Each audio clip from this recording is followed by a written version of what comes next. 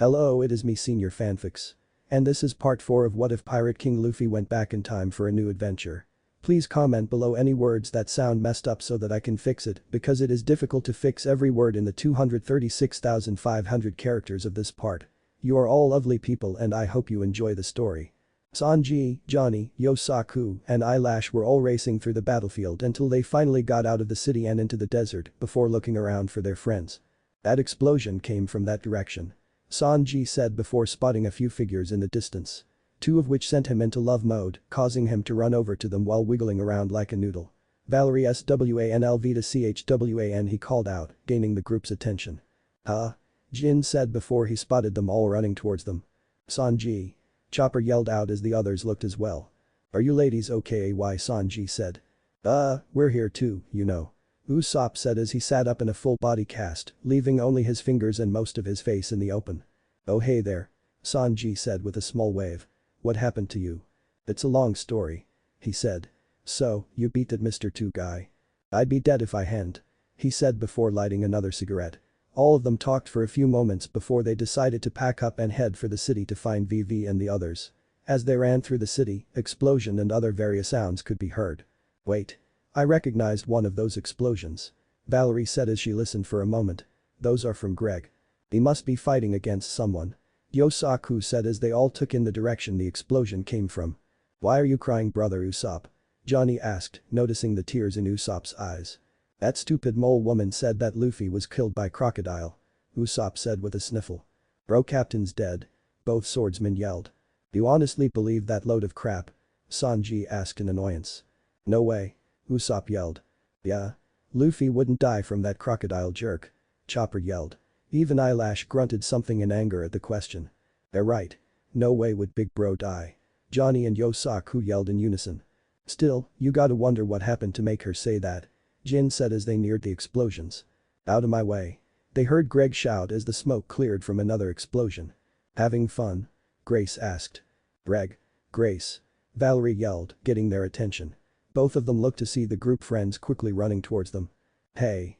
You guys are alright. Grace said. Oh, barely from the looks of things. Greg said as they ran towards the two of them. You guys know where VV is? No. Valerie said before spotting two people tied up and bleeding. What the Mr. 7 pair? What are they doing here? Or agents? Alvida asked. Yes, but these two are sharpshooters. Grace said. And they look like shit because? Jin asked. Because we have a really big problem. Said Greg. Zoro. Zoro was in another part of the city battling against Mr.1, whose dice fruit powers let him make blades from anywhere on his body, while also making his body as hard as steel. Both fighters exchanged words before they starting fighting, one claiming that the fight would make him stronger, the other claiming to have never been cut since obtaining their powers. Both were at it again as Zoro pushed Mr. 1 back before attacking, only to result in his heavy breathing, while Mr. 1 came out without a scratch. Like I said. Mr. 1 said. I'm shocked. Not a scratch. Zoro said. No one's ever stood up after my attacks like that before. You've never met me before. Mr. 1 said, repeating what Zoro had said moments ago, causing Zoro to smirk before Mr. 1 attacked again. Sparkling Daisy. Mr. 1 cried out as he attacked. Zoro blocked it with his swords, while the buildings behind him were sliced in the direction of his fingers. Zoro struggled to keep up his defense before Mr. 1 pushed him through the buildings, letting them topple all over him before leaving him bleeding under the rubble. I've trained myself more than anyone. He thought. I've been in fights that left me on the brink of death yet always risen to the occasion. What am I missing? He thought as memories of his childhood came back to him when he asked his sensei about people who can cut steel. He remembered how his sensei told him that there were swords out there that couldn't cut a thing, but at the same time could cut steel. Cutting what they wished to cut with the same sword they used to protect what they wished to protect. Nothing made sense to him as he lifted part of a building and flung it at Mr. 1, who slashed it into pieces before they both clashed again. Zoro kept up his assault, only to find that his attacks did nothing yet again. You're pissing me off. Same here. Mr. 1 said. Maybe you'd have a chance if I was a swordsman, but I'm far better than one. Observe. He then sprouted multiple small curved blades on his arms before spinning them at high speeds. What are you? An excavator? Zoro asked as he charged at him. An assassin. Mr. 1 said as he held up his arms to block Zoro's blades, causing sparks to appear. Sparks, Zoro thought in shock. How fast are those blades spinning? At this rate, my swords are gonna break. He thought before his swords were pushed aside, leaving him open as both of Mr. One's blade's arms tore across his front. Zoro was now sent flying back a bit before finding himself on one knee. He struggled to get up but wasn't fast enough to evade Mr. One, who drove his fist into gut again. Blood was now flying out of Zoro before Mr. One turned his fingers into blades, which he used to send Zoro flying into a stone pillar. Bleeding and without his swords, Zoro was now face down in the dirt as Mr. One approached. "Can't let him see my back," he thought as he struggled to get up. He found himself sitting up against a stone pillar, breathing hard and covered in his own blood. "What will you fight with now?" Mr. One asked. "Your hands." "Doesn't matter if I tried to explain it to you," Zoro said. "You're not a swordsman, so you'd never understand." "Not even interested," Mr. One said. "Spark break," he called out as he slashed Zoro once more. Blood poured out of Zoro as the pillar behind him, which was also slashed, slowly crumbled on top of him. "Stones really hate me today," Zoro thought as the pillar smashed onto the ground. Mr. One was walking away from the rubble while popping his neck before he stopped walking and turned around. The sight before him caused his eyes to widen and a bead of sweat to appear on his forehead. Zoro, bleeding out of many cuts and wounds, was standing once again. "Impossible," Mr. One said in surprise. "I've cut him so many times. How'd he dodge those falling stones?" "Dodge?" Zoro thought. "No. I sensed where they wouldn't fall," he thought as he slightly turned his head to a fallen stone. "One of my swords is under that stone there. I can feel it," he thought as he turned the stone over to reveal his Wado Ichimonji. "I've experienced this feeling before. All around me goes quiet. So quiet all I can hear is my heartbeat. Is this what being on the verge of death feels like?" he thought as he remembered the falling stones. "I could hear them, the voice of the stones. I wonder trees soil." He then eyed Mr. One, deaf to the words he was shouting at Zoro. "And his steel, they all have a voice," he thought as he slashed at the leaves of a tree, yet harmed not one of them before slicing a nearby stone in two. "Do I have what it takes to cut steel?" he thought as he pointed his sword at Mr. One. "Only one way to find out. If 3 swords couldn't stop my attacks, what's one sword gonna be any good for?" Mr. One asked. "Defeating you?" Zoro said as he slowly placed his sword into its sheath. "Die!" Mr. One shouted as he charged at Zoro. One sword style lion strike. Atomic spark.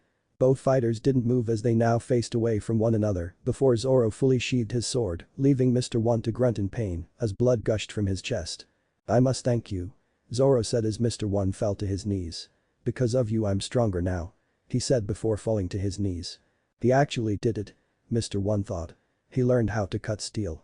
He slowly turned his head to Zoro before asking, "Now that you've cut steel, what's next, diamonds?" Images of Luffy and his warning of their death at the Marines flashed through Zoro's mind at that moment.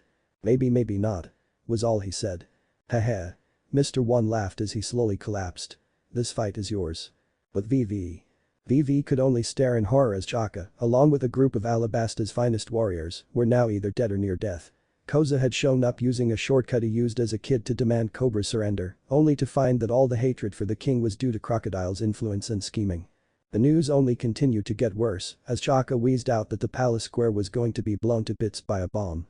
Chaka yelled for him to go and warn them before Crocodile slammed his hook down onto him while Koza ran to warn them but was tackled to the ground by VV.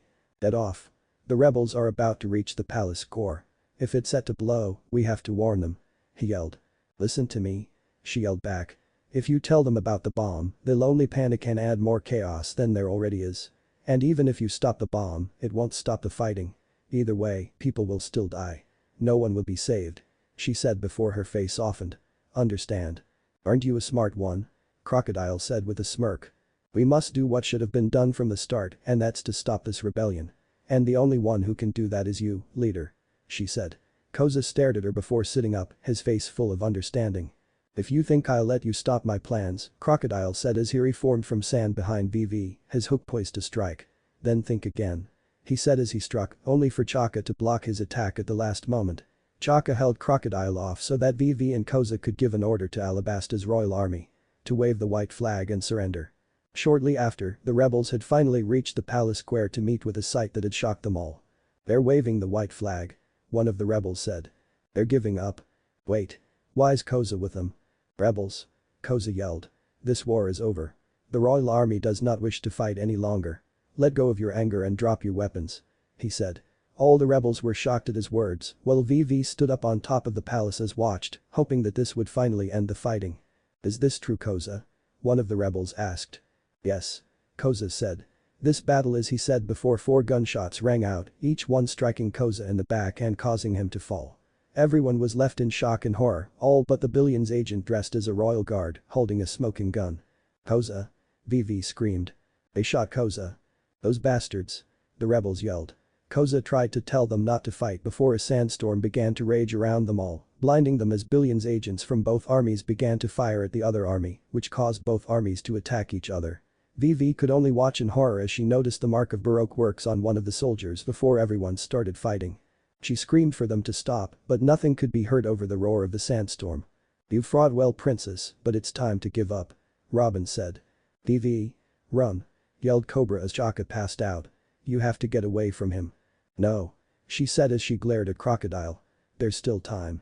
If I can stop the bomb from detonating, I can still save them," she said before Crocodile grabbed her by the throat and lifted her into the air. "If I do this, the rebellion will stop. If I do that, the rebellion will stop," he said before telling her that her idealism was nothing and that without power, they'll become nothing but dreams, and that if they had warned the royal army beforehand, they would have panicked but have been able to save many lives. "I'm amazed you were able to spy on us for 2 years, I'll give you that. But sadly, all that you've done is condemn your people to death in the end." "Listen very closely, princess," Crocodile said before giving her a smirk. "You can't save anyone. I don't care. As the princess of this kingdom, I won't give up," she said in defiance. "HMPH," was all Crocodile said before turning his arm into sand, releasing her to fall to her death. "Then you can die with this kingdom," he said before laughing. VV could only glare at him as she fell while Crocodile laughed at her before something caught his eye in the sky. He watched as it came closer before his eyes widened in disbelief. "Impossible. Crocodile." Luffy roared as he and Pell flew down towards them. "Luffy?" VV cried out in joy as they swooped down and snatched her before she hit the ground, startling the fighters just below them. "Just in time," Luffy said as VV clung to him and cried. "Luffy, Pell," she said in a cracked and weak voice. "We don't have much time. A bomb's going to go off soon in the square. My voice no one can hear it. This country is falling apart," she sobbed. "VV," Luffy said. VV looked at to see him smiling at her. "As long as we're here, we'll always hear your voice," he said. VV could only smile before she hugged him again as they flew down and were now on the ground. Luffy glared up at Crocodile, who returned the glare while Luffy began to spin his arms, readying himself for another round with Crocodile. "Good luck, Luffy," Pell said. "Be careful." "I ate a lot of meat. I'll be fine," Luffy said as he looked up at Crocodile again. "You caught me off guard last time. That won't happen again." "Luffy? He's alive," screamed someone. They looked behind them to see all the Straw Hats joining them one by one until all of them were now standing there. Nami was riding piggyback on Zoro before jumping off and heading towards Usopp. "Usopp!" Nami yelled as she smacked Usopp with her clean attack. "What's wrong with you? I asked for a weapon, not a party trick." "You can stand just fine," Zoro yelled. "What happened to Nami and Nojiko, Mosshead?" Sanji yelled. "How'd they get so hurt?" "Shut up. They're alive, so deal with it," Zoro yelled as he tried to catch his breath. "Sorry everyone," Luffy said. Everyone looked at him as he continued. "I lost last time. But this time, I'll win. The rest is up to you guys." Everyone was smiling at him at his words. "Then get going," Zoro said. "Right. Time to end this," Luffy said as he stretched his arms up. "Yeah," they all yelled. "Everyone thank you," VV said as she wiped the tears from her eyes, truly happy to see that all her friends were alive. "Even after all of this, you're still with me," she said. Luffy gave them all one last grin before rocketing up to fight Crocodile. He threw a punch at him, but missed when Crocodile turned to sand, leaving Luffy to land on his feet in the grassy field of the palace. "I'm amazed you survived that quicksand, along with that wound I gave you," Crocodile said. "However, I'm afraid your luck has run dry. This time, I'm gonna suck all the water from you until not even a husk remains." "Not this time, Crocodile," Luffy said as he cracked his knuckles. "This time, I'm gonna kick your ass." With VV and the others watched Luffy rocket up to face Crocodile before facing her friends. "Everyone. We haven't got much time," she said. "A bomb's been set to go off at 4:30. "A bomb?" Usopp yelled as some of the others' eyes widened. "We know about the bomb," Greg said. "We forced one of the Billions to tell us where it was," said Grace as she moved to the side to reveal the Mr. 7 pair that they dragged along with them. "And we even got the 2 who were ordered to fire it." "The Mr. 7 pair," VV said. "Hey. If they're here, then that means the bomb won't be fired," Chopper said. "Hey, he's right," Nojiko said. "No. Sanji said. Unfortunately, that won't stop it. What? VV said in disbelief. What do you mean, Sanji? VV. Greg said in a grim tone. The bomb, it's on a timer. Everyone around him either looked at him in shock or, in VV and Pel's case, horror. Then it's still gonna go off? She asked, not wanting to even think about it. Whoa. Hold on. How big is this bomb anyway? Usopp started yelling. Big enough to blow the square away, along with everyone fighting inside it. Grace said. No way. Nami said. Look out.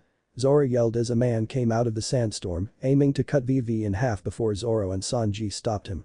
Looks like we found the princess. Said another billions as a few dozen billions were surrounding them. We're sure to get a promotion for kill you. Billions? VV yelled in shock. Where's the bomb? Pel suddenly asked. I'll take care of it. Just lead me to it. It's in the clock tower. Greg said as Zoro and Sanji took out the billions in no time at all. The clock tower? Jin asked. Of course. VV said.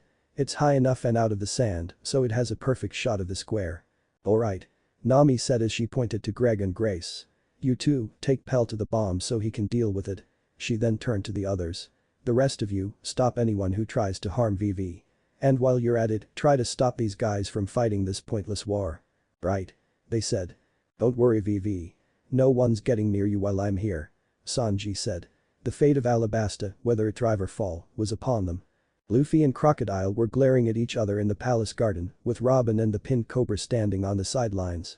Luffy cracked his knuckles while Crocodile removed his golden hook, revealing an iron one underneath with a purple haze seeping out of the many holes on it. This little runt knows hockey. Crocodile thought as the first time he fought Luffy ran through his mind as he lifted his poison hook up. I won't deny that you're strong. Stronger than any rookie I've faced at least. But that still won't be enough to defeat a warlord like me. It doesn't matter if you're a warlord. Luffy said. I'm still gonna kick your ass and take it back for VV. Who is that kid? Cobra asked. The pirate. Robin answered. I'm surprised you don't know of him. He's the reason your darling princess is alive and in Alabasta. So then he's the one responsible for bringing VV back? Cobra asked as he stared at Luffy. Take it back? Crocodile said in slight confusion. Yeah. I'm gonna take back what you stole from her. Luffy growled. Crocodile started to chuckle as Luffy kept glaring at him. Pray tell, what is it that I've taken from her? He asked as he raised his hand. Money? Asked as he raised his hook. Fame? The people's trust? Their lives? The rain? What have I taken that you'll take right back? This country? Luffy said. This country? Crocodile asked before laughing. You honestly expect me to give up this country when I'm shortly about to become its king? We came here to help VV save her country. But it was long gone before we even got here. Luffy said. If this country was still hers, then she wouldn't be crying about a million people fighting for nothing. Crocodile only smirked as Robin and Cobra listened from the sidelines. All this, and for what? Crocodile asked. You're a pirate, so why would you care about someone else's country? Because VV's our friend. And if helping her free her country from you will make her smile, Luffy grinned as he held up his fists. Then we'll gladly lend a hand. Well, isn't he a big-hearted guy? Robin asked with a smile and a hint of humor in her voice. Absurd. Crocodile said as he raised his poison hook. I've had just about enough of your babbling as I can stomach. Time to die, Straw Hat. No way am I dying. Luffy yelled as he charged at Crocodile, nailing a punch to his jaw. Crocodile's hook scratched his arm, which trickled a little blood while he was skidding away. He managed to hit him. Cobra thought as he stared at the scene. Our finest soldiers couldn't even lay a finger on him, yet this boy is able to fight against him. And from their conversation earlier, he seems to have been able to hold his own against Crocodile. I'm guessing this fight will be over soon. Robin said as she closed her eyes. What do you mean? Cobra asked as he turned his head to look at her as Crocodile avoided a kick before sending a desert spada across the ground towards Luffy. That hook Crocodile's using is secreting a very potent poison. She said before opening her eyes. And Crocodile's already gotten it into his arm. No. Cobra said as Crocodile aimed his hook at Luffy again, this time going for his ribs.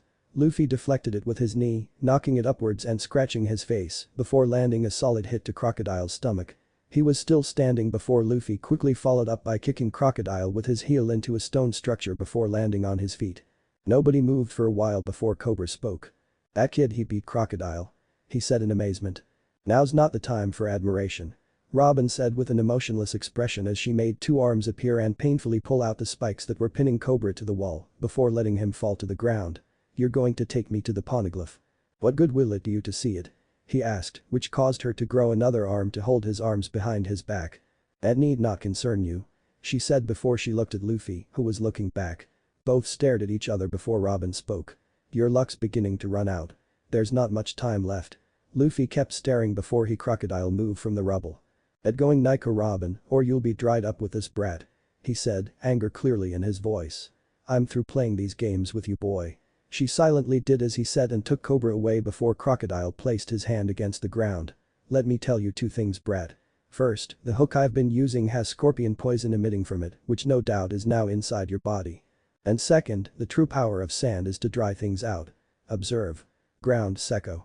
He called out before the grass and trees around them started to die while the walls and statues began to crumble to dust. My right hand can suck the life out of anything by turning it to dust. Everything touching the ground shall die, including you. Luffy just watched as everything around him crumbled before Crocodile shouted out his attack. Ground death. He shouted before the area exploded, kicking up sand and dust everywhere. It soon cleared, revealing nothing but desert where the palace lawn once occupied. Crocodile reappeared out of sand back on top of the roof, overlooking the now sandy lawn, with an angered and annoyed expression on his face. It's one trick after another with this brat.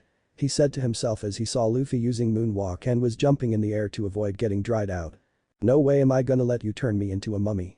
Luffy said with a small smirk, which just seemed to piss Crocodile off even more before he smirked. Listen well Straw Hat. Crocodile said. Even if you were to defeat me, it won't save anyone here. At 4:30 today, a bomb will be shot into the square, instantly obliterating everything and everyone with 5 kilometers, including your friends. Luffy narrowed his eyes in anger at Crocodile. And what about your men? He asked. They'll be killed as well. Crocodile only laughed at his outburst, which told him that he didn't care at all and pushed him over the edge. Gear. Second. Luffy said as he thrust his arm to his side, pumping his blood and making his body turn red and to start steaming. Crocodile didn't even have a chance to try and understand what he was seeing before he was slammed into the palace faster than he knew what hit him by Luffy's fist, who immediately stopped his gear. Second. What was that? Crocodile thought as he struggled to get up. He was back on his feet and glaring at Luffy before they charged each other again. Crocodile brought his hook down toward Luffy's head, only to miss by a hair and giving Luffy the chance to slam his hook into the ground, breaking it off and rendering it useless. Lost your hook. Luffy said with a grin as he jumped away. Crocodile looked down at his broken hook before smiling. Maybe so, but it's already served its purpose of poisoning you. He said before an explosion went off. Earlier with the Straw Hats. The Straw Hats had split into two groups. Most in one group to stop the rebellion the best they can. The other, consisting of 3, went to stop the bomb. Bragg and Grace, along with Pell, were dashing towards the clock tower where the bomb was, dodging both armies and Baroque works until they finally reached the entrance. All 3 ran inside and up the back stairs where they came face to face with a very large cannon. It's in there. Gray said. Pell walked to the mouth of the cannon and looked inside to see giant round bomb that was bigger than a normal person resting inside with a timer ticking away on it. A bomb this size would easily destroy the square, along with everyone in it. He said in a grim tone. We only have 6 minutes. We know. Greg said. We lead you to it. Now, how are you gonna take care of it? Leave it to me. He said. Go and help the others stop the rebellion. Right. Both of them said before running for the door. Listen. Pell said just before they ran out. They both turned to him to see him smiling. If I don't make it out of this, please tell Princess VV that it was an honor to serve the Nefertari royal family. You can tell her yourself. Greg said with a smile, which was shared by Grace before they ran off to help the others. Pell kept his smile as he slowly opened the clock face before turning into his falcon form and grabbed the bomb from inside the cannon. He then flew off towards the desert as fast as he could fly in the hopes of keeping the bomb from destroying everyone inside the city. He kept flying for a few minutes while remembering Vivi and her friends from the Sand clan before looking back at the distant city. This should be far enough. He said before looking down at the timer to see that it had 30 seconds left. Seeing no one below, he released the bomb before making a U-turn and flying back towards the city at a much faster pace, making it back just in time before the bomb went off in a blinding light. With Robin and Cobra. Robin was walking with Cobra towards the location of the poneglyph before they were stopped by Tashigi and the Marines. They demanded that Cobra be released, only for Cobra to shout at them to stop the bomb that was to go off soon. Tashigi said they'd save him, then stop the bomb, only to have most of the Marines choked until they passed out by Robin's powers. One of the Marines recognized her from her wanted poster and informed the others, all of which annoyed Robin as she told them all to move. Tashigi ordered the rest of the Marines to aid in stopping the bomb while she faced Robin alone, which resulted in Robin nearly breaking her leg before leaving her there and continuing on to the poneglyph. While they descended the secret staircase in the palace tombs, both of them began to talk about how Robin could read the poneglyphs, which was the main reason Crocodile couldn't kill her. They walked on until they found some doors and entered, causing Robin to gaze at the poneglyph in wonder. "There it is," she said as she slowly began to read it. "Luffy." Both Luffy and Crocodile were staring off in the distance at the massive explosion. One had a grin of his face, while the other wore a scowl. "That explosion," Crocodile said as a muscle appeared on his forehead before he glared at Luffy. This insolent little brat. He thought before he heard the roar of the rebellion as both sides were still at each other's throats. He smirked before laughing, as if truly enjoying the sight and sounds of both armies still fighting to save their country from the other, despite his bomb not being able to destroy both sides. Luffy looked on as well, but was deaf to the sound of clashing metal, gunshots, sounds of anger and pain. All he could hear was one single voice throughout the whole madness. The voice full of pain and sorrow that was shouting out to everyone to stop fighting. VV's voice. But VV, along with the other Straw Hats throughout the battlefield, stared in utter shock at the explosion that rocked the area outside the city. The light from the explosion could be seen above the city walls, as the whole area was shaken so badly that nearly everyone lost their footing. VV stared at the light with the horrifying thought that Pell had been in that blast. Those thoughts left her as Pell landed close by and she called out his name in joy. Pell smiled at her, along with the Straw Hats before they all noticed both armies getting back to their feet. With a massive war cry, both armies were at it again, each side more determined to kill the other army. "No way, why won't they stop?" Nami asked in disbelief. "Stop," VV said in a soft voice. Tears were pricking her eyes as she stared at it all in horror. "Stop fighting, stop fighting. Stop fighting," she cried out, now sounding lost in despair at the sight of her people still killing each other. "VV," Nami said before glaring at her friends. "What are you all waiting for? Get out there and stop the fig," she shouted before she and everyone else froze in place. The Straw Hats didn't move at all as they watched a mass majority of both armies fall to ground, unconscious and foaming at the mouth, while the rest fell to their knees. They were all shivering and looking around in shock before a loud rumble came from the palace. But Luffy. Wishing to help stop the fighting, Luffy had released a massive wave of haki to stop them. The fighting stopped as the only sound that could be heard was the sandstorm all around them. "You brat." Crocodile roared as a knife was now where his hook had been. "You're nothing but an insignificant rookie that came from nowhere. I will not let you ruin my plans anymore." He then lunged at Luffy, aiming the knife at his chest. "Do you know who I am?" he bellowed right as Luffy ducked to avoid the blade. "You're the jerk that took VV's home." Luffy growled as Crocodile realized he was wide open. "And I'm the guy who's gonna take it back."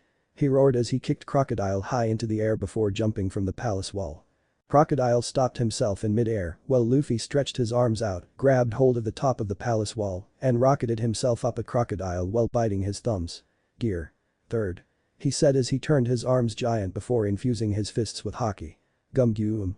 Desert," Crocodile said as his hand turned into sand. "Grizzly Magnum.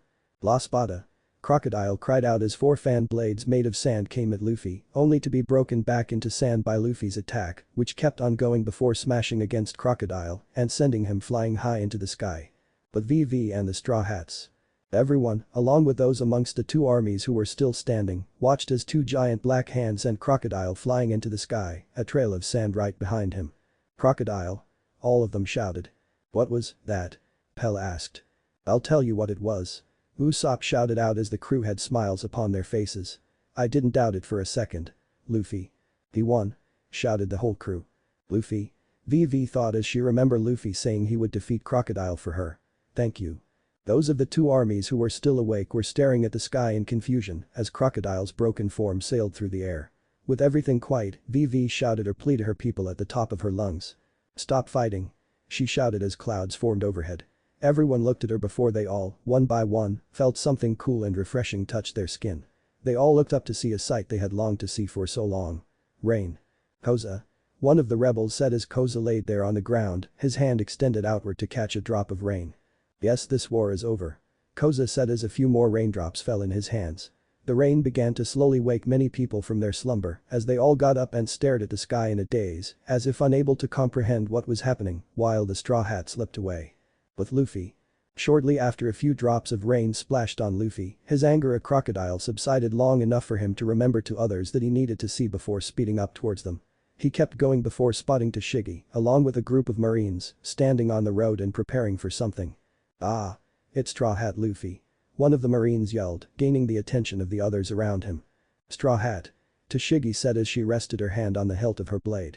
Luffy lifted his arm, prompting the rest of them to get ready for whatever attack he was going to throw at them. The last thing they were expecting was him pointing off in the direction of the square. "Good thing you guys are here," he said with a smile. "Crocodile should be that way. Go arrest him, okay?" The marines just stared at him before he turned away. "Later," he said before disappearing. The marines blinked in confusion before they started off in the direction Luffy went. "Hold it," Tashigi yelled, making them all stop. "We'll deal with Straw Hat later. For now, we take care of Crocodile." "Yes ma'am," they all yelled before heading for the square. Tashigi glanced in the direction Luffy went with a glare before joining her squad. Which way was it? Luffy asked himself before stopping in front of the staircase that led to where he fought Crocodile last time. This way. And with that, he quickly descended the staircase and soon found himself inside, looking around for Robin. Thanks to his haki, he quickly sensed her before walking into the room containing the poneglyph. Robin was looking at it with her hand against the stone surface, not even bothering to look back at the door. "You?" stated Cobra, who was sitting against the wall, still being held there by Robin's powers. "You're the boy who was fighting Crocodile. What are you doing here?" "I came to see you too," was Luffy's answer before looking at Robin. "Hey, can you let him go?" Robin didn't move at all as the hands holding Cobra disappeared. "Oh," was all she said. Cobra just stared at the two of them before turning to leave. "Young man," he said before smiling. "Thank you." And then he left to address his people. Outside. Both armies were listening to VV, who was pleading to them all to stop fighting and that this whole war was pointless. The rebels however were still wanting to fight due to Cobra attacking Nanohana and the royal army shooting Koza. Their anger ended however after they were told the truth by a little boy who had witnessed the fake king in Nanohana. VV cried out in joy as the boy was being held by none other than Igaram, who was accompanied by her friends Mr. Nine and Miss Monday from Whiskey Peak. They had dropped their weapons after being promised a full explanation by Igaram as VV looked around for her friends, who had all disappeared. But the Straw Hats. All of the Straw Hats had slipped away from the crowd and were now gathering in a secluded alleyway before running into Cobra. Valerie, Greg, and Grace looked away as they all tried to keep on walking by. "What's wrong you guys?" Nojiko asked. "You know him?" "He's well," Valerie said before they heard someone shout at the man. "Daddy." Everyone. VV cried out as she ran towards them all. "Daddy?" Sanji said before looking at Cobra with his mouth comically hanging open with his visible eye bugging out a bit. "You're VV's dad. So that must mean you're the king." Zoro said. "Big sis VV's dad." Johnny and Yosaku said in unison. "That's right." Cobra said. "But, who are you people?" "They're the friends I told you about." VV said with a smile. "Ah." Cobra said, a small smile coming to his face. "So these are the friends you mentioned in your letter. Then, I owe you a great debt. You and that young man in the straw hat. You met up with Luffy?" Alvida asked. "Yes." He said before turning to the sky, watching the rain fall all around him. "I can't believe that the nightmare is finally over." Everyone else smiled before Zoro sat down next to a wall. "You two should head for the square," he said. "Yeah." Usopp agreed. Now that the war's over, it's only natural for the king and princess to address their people. Tell them the whole truth and all that. "And I'll tell them about all that you've done as well," VV said, only to be stopped by Sanji. "VV-san," he said as he lit a cigarette. "It's best that you keep us out of this." He then turned to her, giving her a big smile. "We're pirates anyway. Gotta stay out of the public eye, right? But we would like some food," Chopper said with his tongue hanging out of his mouth. "And rest," Nami said. "Mind if we crash at the palace?" VV and her father only smiled, letting them know it was alright before they both turned and walked away, leaving everyone to slowly pass out from exhaustion. "You have very strange friends VV," Cobra said with a smile. VV let out a small laugh as they continued on. "If only you knew how strange they really are," she said before someone in front of her caught her eye. "Luffy." Cobra turned to see Luffy was walking towards the both of them. "Hey. VV." Luffy called back as he met up with them. "Glad to see you're alright." "Yes." VV said. "Thanks to you and everyone else." "What of that woman?" Cobra suddenly asked. "Where is Nico Robin?" "I let her go." Luffy said. "What?" VV asked in disbelief. "After what she did. The guy with curly hair, the muscle woman, and the fake king are still alive, right?" Luffy said. "I told you she wasn't as bad as you thought she was." VV just stood there, trying to think of something to say to counter it. "And don't forget the others who joined us," Luffy said. VV's thoughts immediately went to Grace, Greg, and Valerie before she sighed. "You're right," she said. "I won't ask why you let her go," Cobra said. "But I pray that your choice does not come back to haunt us." "Don't worry," Luffy said, knowing where Robin was going to be. His smile disappeared though and was replaced with a serious look. "Hey, VV's dad." Cobra said. "I have a request," Luffy suddenly said. "A request?" he asked.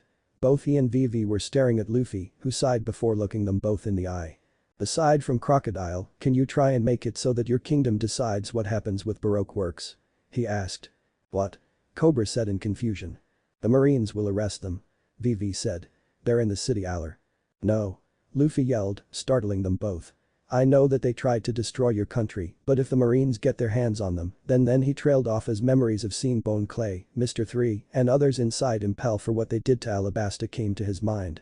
Cobra seemed to notice a strange look in Luffy's eyes at that moment before coming to an answer. "I will try," he said before walking past Luffy. "Your friends are waiting for you." And with that, he and VV left to calm their people, while Luffy left to be with his friends. VV was confused by Luffy's request as they neared the square. Cobra, on the other hand, was deep in thought. The look in that young man's eyes. He thought, remembering the look of pain in his eyes at that moment.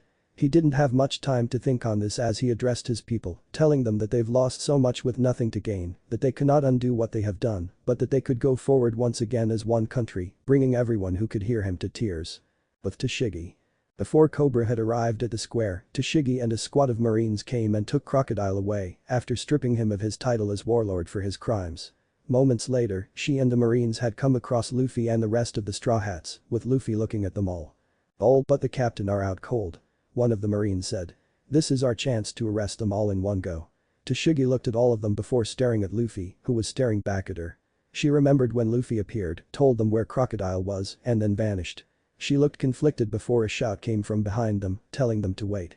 They turned to see the king himself walking towards them all, accompanied by VV, Igaram, Pell, Chaka, Mr. 9, and Miss Monday. "It's King Cobra Nefertari. What's he doing here?" the Marines asked. The group stopped in front of them all. "What do you mean wait?" Tashigi asked. "It was our kingdom that was the victim due to Baroque works," he said. "Aside from Crocodile, I ask that you leave the fate of the rest of Baroque works in this kingdom's hands." The Marines looked on in stunned disbelief at the request. They looked ready to object, only for Tashigi to step forward. "What you're asking is something I cannot authorize," she said before sighing. "But you are right. Your kingdom was the victim. I will call my superiors and pass on your request." "Thank you," Cobra said. "Sergeant Major," screamed one of the Marines. "The Straw Hats are gone." "What?" she said as she turned around, seeing that all the Straw Hats had vanished, not knowing that they were silently moved to safety by Cobra's royal guards when they were distracted by Cobra. Tashigi only growled before compassing herself and facing Cobra. "I will pass along your request. Now if you'll excuse me, we must go," she said before she and the Marines left.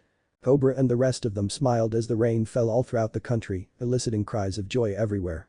Later that night. All the Straw Hats had their wounds tended to and were now sleeping inside the palace, with VV watching over them all and smiling. Her country was free, her friends were alive, and Crocodile was taken away. She was silently watching the rain fall before Igaram stepped inside. "Trouble sleeping, Princess VV?" he asked.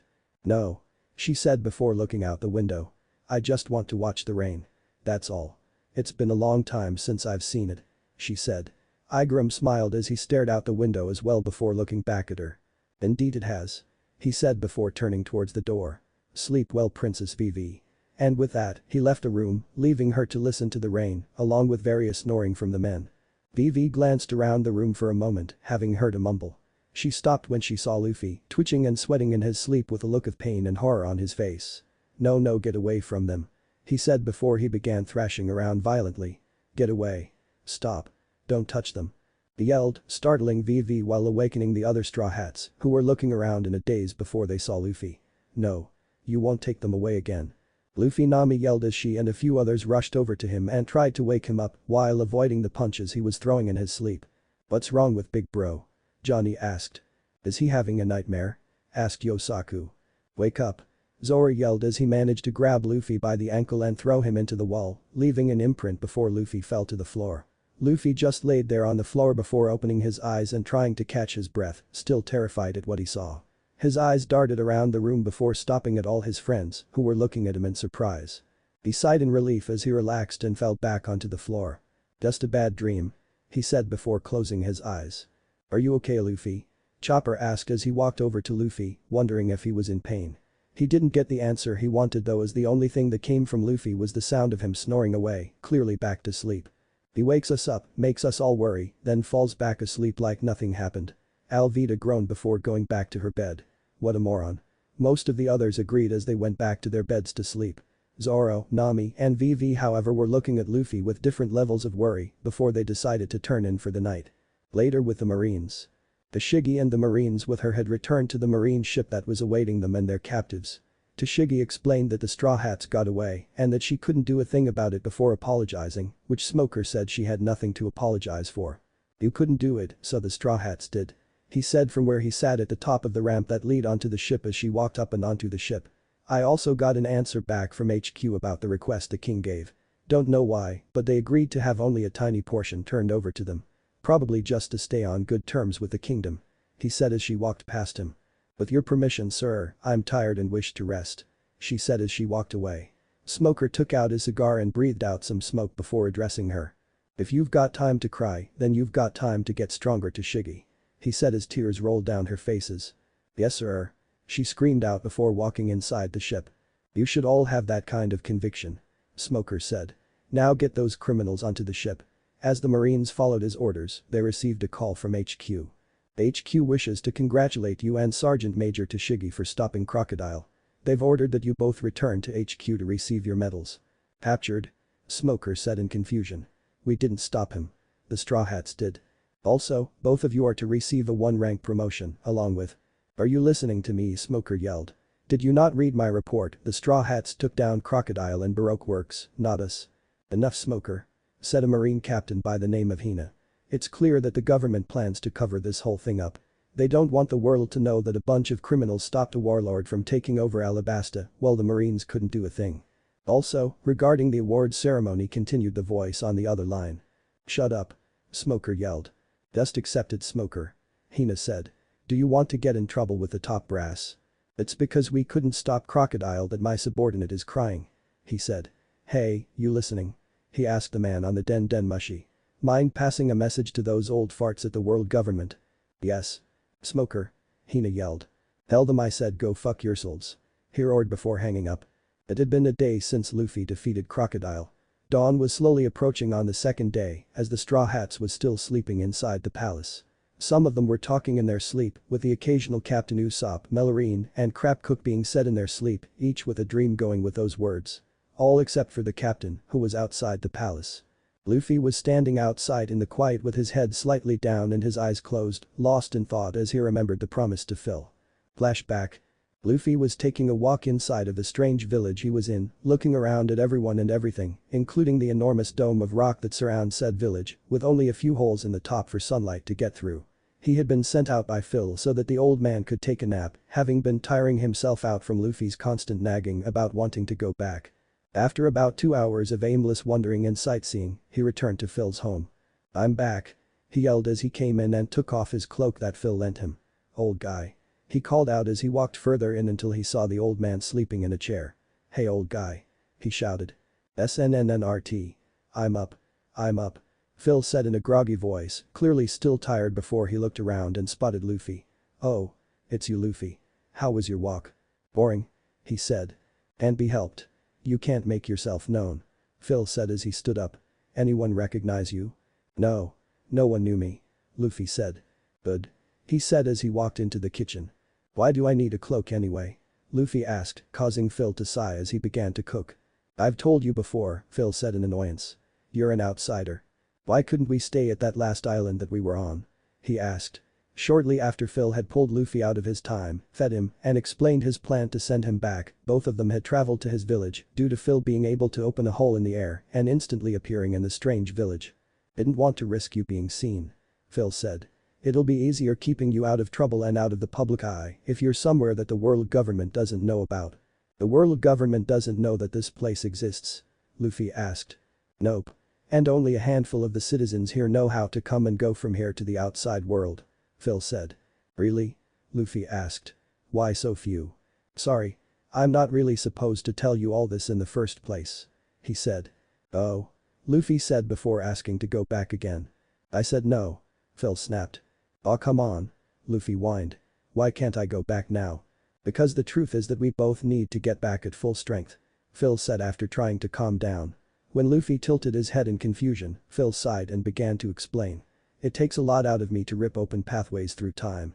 I can't just do that whenever I want to, so we gotta wait until you're back to your full strength from your time in Impel Down, and I've rested enough to open a hole through time again. Oh. Luffy said. So you just wanna sleep a lot? Luffy asked, not really getting it. Phil just sighed and facepalmed. It's like I'm talking to a wall.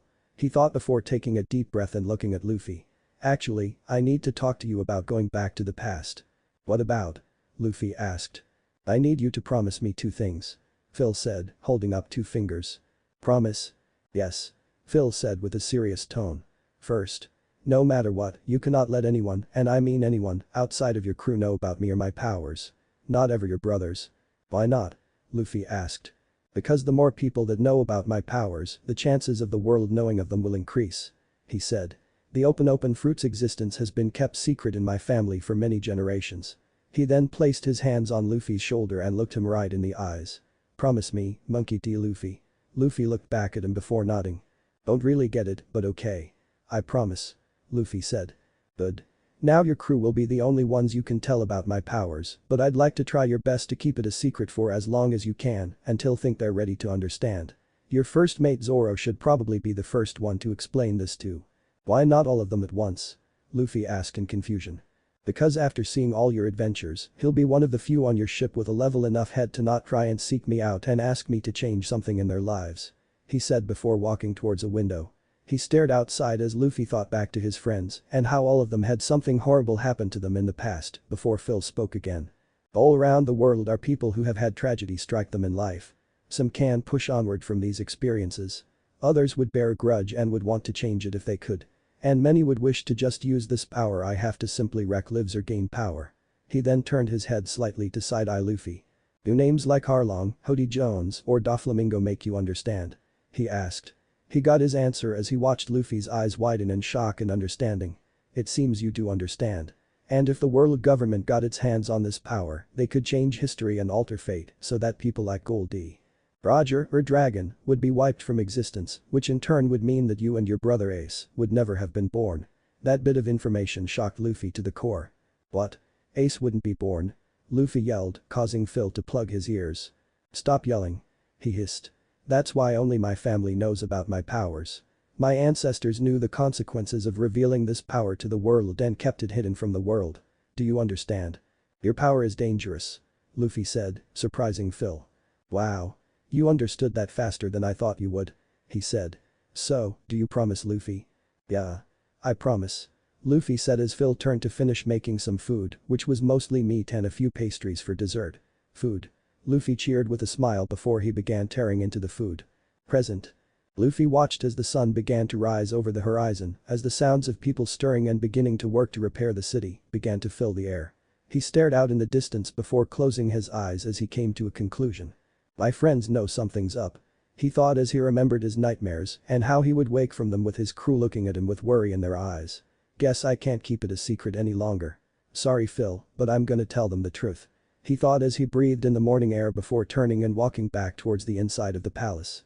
He walked back in to see his crew sleeping peacefully before his eyes fell on Valerie, Grace, Greg, and Vivi. If he told them too early and some of them didn't join, then he'd have broken his promise to Phil. Until he knew for sure who was coming and who wasn't, he had to wait. He watched as his friend slept before hearing one of them stir. Hey, Vivi. He greeted with a smile. Oh. Morning Luffy. She said with a smile as well. Why are you up so early? Had a few things on my mind. Luffy said. I see. She said as she got up and stretched. Oh. Father received word from the Marines. They said that they wouldn't release all of them, but they allowed our kingdom to decide what happens to many of them. Really? Luffy said, relieved and sad that some were released but not all of them. I gotta thank him later. Actually, he said he wanted to talk to you later. She said. Luffy's smile dropped when he heard the slight nervousness in her voice, but didn't question it as his stomach growled. I'm hungry. He said before deciding that now was the time for breakfast. Sanji. Food. He yelled. Shut up. Sanji snarled in his sleep as a few others rose from their beds to glare at Luffy. Do you have any idea what time it is? Go to sleep, jerk. It's too early for this crap. They grunted, with Luffy laughing. Some time later. It was later in the day as the Straw Hats had split up to wander around the city, with most of them had gone off to gather supplies or train. Luffy, along with Valerie, Greg and Grace, were walking down the streets in disguise. So you're leaving, Greg? Luffy asked as they walked down the street. Yeah. I told you before that I was only helping until Baroque Works was gone. He said. I heard that you're gonna stay here and be a fireman. Valerie said. Yep. He said as he looked away, hoping that none of them could see his eyes threatening to well up before he rubbed his eyes under his glasses. Darn sand. Well, I won't stop you from your dream. Luffy said as he smiled at him. Good luck, Greg. Thanks. And you too, Luffy. Greg said. And what about you two? Luffy asked. I'm still deciding. Valerie said. Me too. Grace said. Luffy said before looking ahead. So where are we going?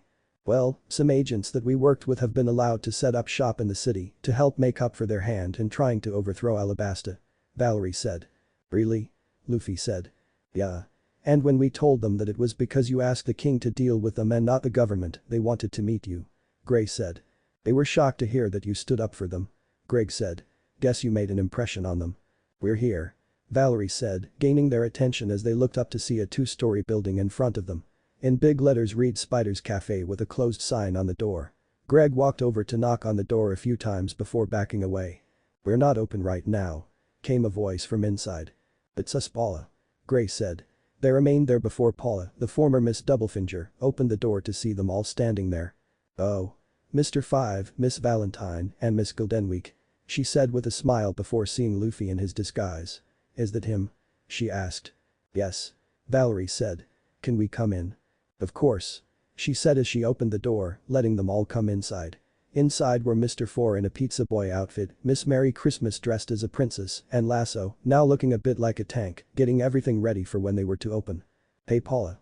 Who's here? Oh, it's Mr. Five and the rest of them. Glad you could make it. Miss Merry Christmas said rapidly. Why they here now? We're not open. Not open. Nopen. Hello, Mr. Four said in a drawn-out voice. It's Greg. And I'm Valerie. I'm Grace. They said, having long shed their codenames. She then turned to Luffy before saying, and this guy here is Luffy. Mr. Four and Miss Merry Christmas both looked at him in shock as Luffy dropped his disguise by the door. So this is the kid that defeated one of the 7 warlords, huh? Paula asked as she looked at him from head to toe. Doesn't look all that strong, but still won the fight. Yep. Didn't expect it. Not one bit. Nope. Miss Merry Christmas said. So you guys were trying to take over Vivi's country? Luffy asked. That's in the past. Paula said as she brought him a plate of food. Now we own this place while serving our sentence to this kingdom. Hence the soldiers passing by this place more often. Valerie said as Luffy dug into his food. Right. She said as she raised her foot up onto a nearby stool and raised her pant leg, showing off a small bracelet around her ankle. And these sea prism stone anklets, with the guards holding the keys. Luffy looked at it closely before he placed his finger on the anklet, which caused him to grow weak and fumble over himself. Yeah. These things itch. Miss Merry Christmas said as she swung her leg around, showing that she had one as well. Yeah, that's sea prism stone. He mumbled. You have devil fruit powers? Miss Merry Christmas asked. Yeah. I ate the gum fruit. He said as he stretched his cheeks out. I'm made of rubber. Are you BBER? Mr. Four asked as they all looked at him. Yep. Luffy said before letting his cheek snap back and laughed. Anyway, Paula said as she put her leg down and Luffy finished his meal. We wanted to meet the one who beat Crocodile for ourselves. She said with a smile on her face. And also to say thank you. Thank you? For what? Luffy asked in confusion. Believe it or not, our dreams came true thanks to you. She said. If you hadn't have requested leniency for us, we'd be rotting away in some prison cell. Instead, I'm running my own cafe. The IZZABOY Mr. Four said with a big smile. And I'm a princess. Miss Merry Christmas said as she showed off her dress. Really? Luffy asked as he looked at them all before smiling. Shishy. And you three? Paula said as she looked at the other three. We have room here for you three to work if you're interested. I'm in. Greg said as they shook hands. Paula smiled before they all looked at Valerie and Grace. I'm still deciding if I want to stay a pirate or not. Valerie said while Grace nodded. We leave them open in case you decide to stay. Said Paula as it was close to opening. Well, better get ready. she said as she handed Greg a hammer, nail, and sign. Hang that up. Right. Greg said as the others walked out the door. Straw Hat. Paula called, making Luffy look back as she held up folded scrap of paper. Take this. Okay. Luffy said as he stretched his arm out and took it from her. He then left with Grace and Valerie as they left for the palace, where the king was awaiting to talk to Luffy. So, you two will be heading back to Whiskey Peak? Vivi asked. She, the Straw Hats, Mr. Nine, and Miss Monday were all talking inside the palace. Yeah. The two of us have decided to stick to bounty hunting. Miss Monday said. It's what we're good at. Mr. Nine said. At least stay for tomorrow. Vivi said. We're having a banquet tomorrow to celebrate. I'd like for you two to join us. The banquet? Usopp said. Luffy's gonna love hearing that. No, Jiko said with a smile. Speaking of Luffy, where is that rubber moron? Sanji asked. All of them were looking equally confused except for Vivi. My father wanted to see him. She said. Really? What for? Alvida asked. Vivi didn't look at her, causing some of them to raise an eyebrow. Vivi? Nami said as she gently shook her friend's shoulder, shaking her out of her thoughts. Vivi said, realizing she was being stared at by everyone. Oh, sorry. What did you say? We asked why your dad wanted to see Luffy. Zoro said. Oh. Vivi said. Well, my father wanted to ask Luffy about the Goa incident. Goa incident? Chopper asked in confusion, not noticing the uneasy look some of the Straw Hats had, knowing Vivi wasn't going to the truth well. I read about it while in Baroque Works. Vivi said. But I didn't think about it at the time since I was trying to save my country. She then looked at the Straw Hats. Is it true? Did Luffy really attack them? What are you all talking about? Chopper asked, not knowing what was going on. I'd like to know as well. Alvida said. Well, some of them said as they tried to figure out how to tell Vivi. With Luffy. Luffy was being escorted by Igaram through the hallway until they came across Cobra, who was looking out at his kingdom as it continued to rebuild itself. Hey. Vivi's old man. Luffy said with a smile and a wave. Cobra looked at Luffy while Igaram began telling him off for addressing him like that. That is not how you address the king. He yelled before Cobra stopped him. It's alright, Igaram. He said, calming his friend down before looking at Luffy. I thank you for coming at my request. No problem. Luffy said. Vivi said you wanted to talk to me about something earlier. What about? I wanted to ask you about something I read in the newspaper a while back. Cobra said. I wished to know about the Goa incident. He had met the king of Goa before, with both of them discussing royal affairs and other topics. He remembered the king of Goa talking about how clean and beautiful Goa is. Oh. Luffy said, wondering what he wanted to know. What about it? Why would you attack the royal family of Goa? Cobra asked. It was strange that he would attack one royal family, then help another. I didn't attack them. Just the guards who tried to stop me after I crashed their banquet to steal their food. He said before he grew a huge smile. Speaking of banquets, Vivi promised me food tomorrow. If all you did was steal their food and rough up their guards, then why would it say you attacked them? Cobra asked.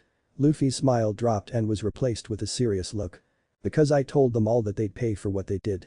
He said before telling Cobra that he grew up on Dawn Island, the terminal fire, how it was planned by the royalty and nobility of Goa, and the celestial dragons visiting their island, along with his brother being attacked and seemingly killed by the celestial dragons. I couldn't do anything then, but I plan to when I become king of the pirates. Cobra and Igaram had heard about the celestial dragons visiting Dawn Island to inspect Goa Kingdom, but to hear about the Grey Terminal and the events that took place 10 years ago. They couldn't believe it. To treat one's people in such a manner. Cobra said, feeling severely disappointed at how Goa treated its people. And I thought that Wapol was a rotten man. He muttered. Wapol? Luffy said. You mean that big mouth king from that snowy kingdom? You've met Wapol? Cobra asked as he looked back at Luffy. Yeah. He was a big jerk. He said before explaining what he remembered about him fleeing his country when pirates came and how he tried to eat his friends. All this time, yet he hasn't changed. Cobra said grimly. Yeah. Which is why royal people like you and Vivi are okay. Luffy said with a smile while Cobra remained quiet. You and Vivi care for the country and all its people. Cobra and Igaram smiled at his words. I believe I have the answer I was seeking. Cobra said. Really? Luffy asked before waving and walking off. Then I'm gonna go see what my friends are up to. Later. And with that, Luffy ran off into the palace. Igaram?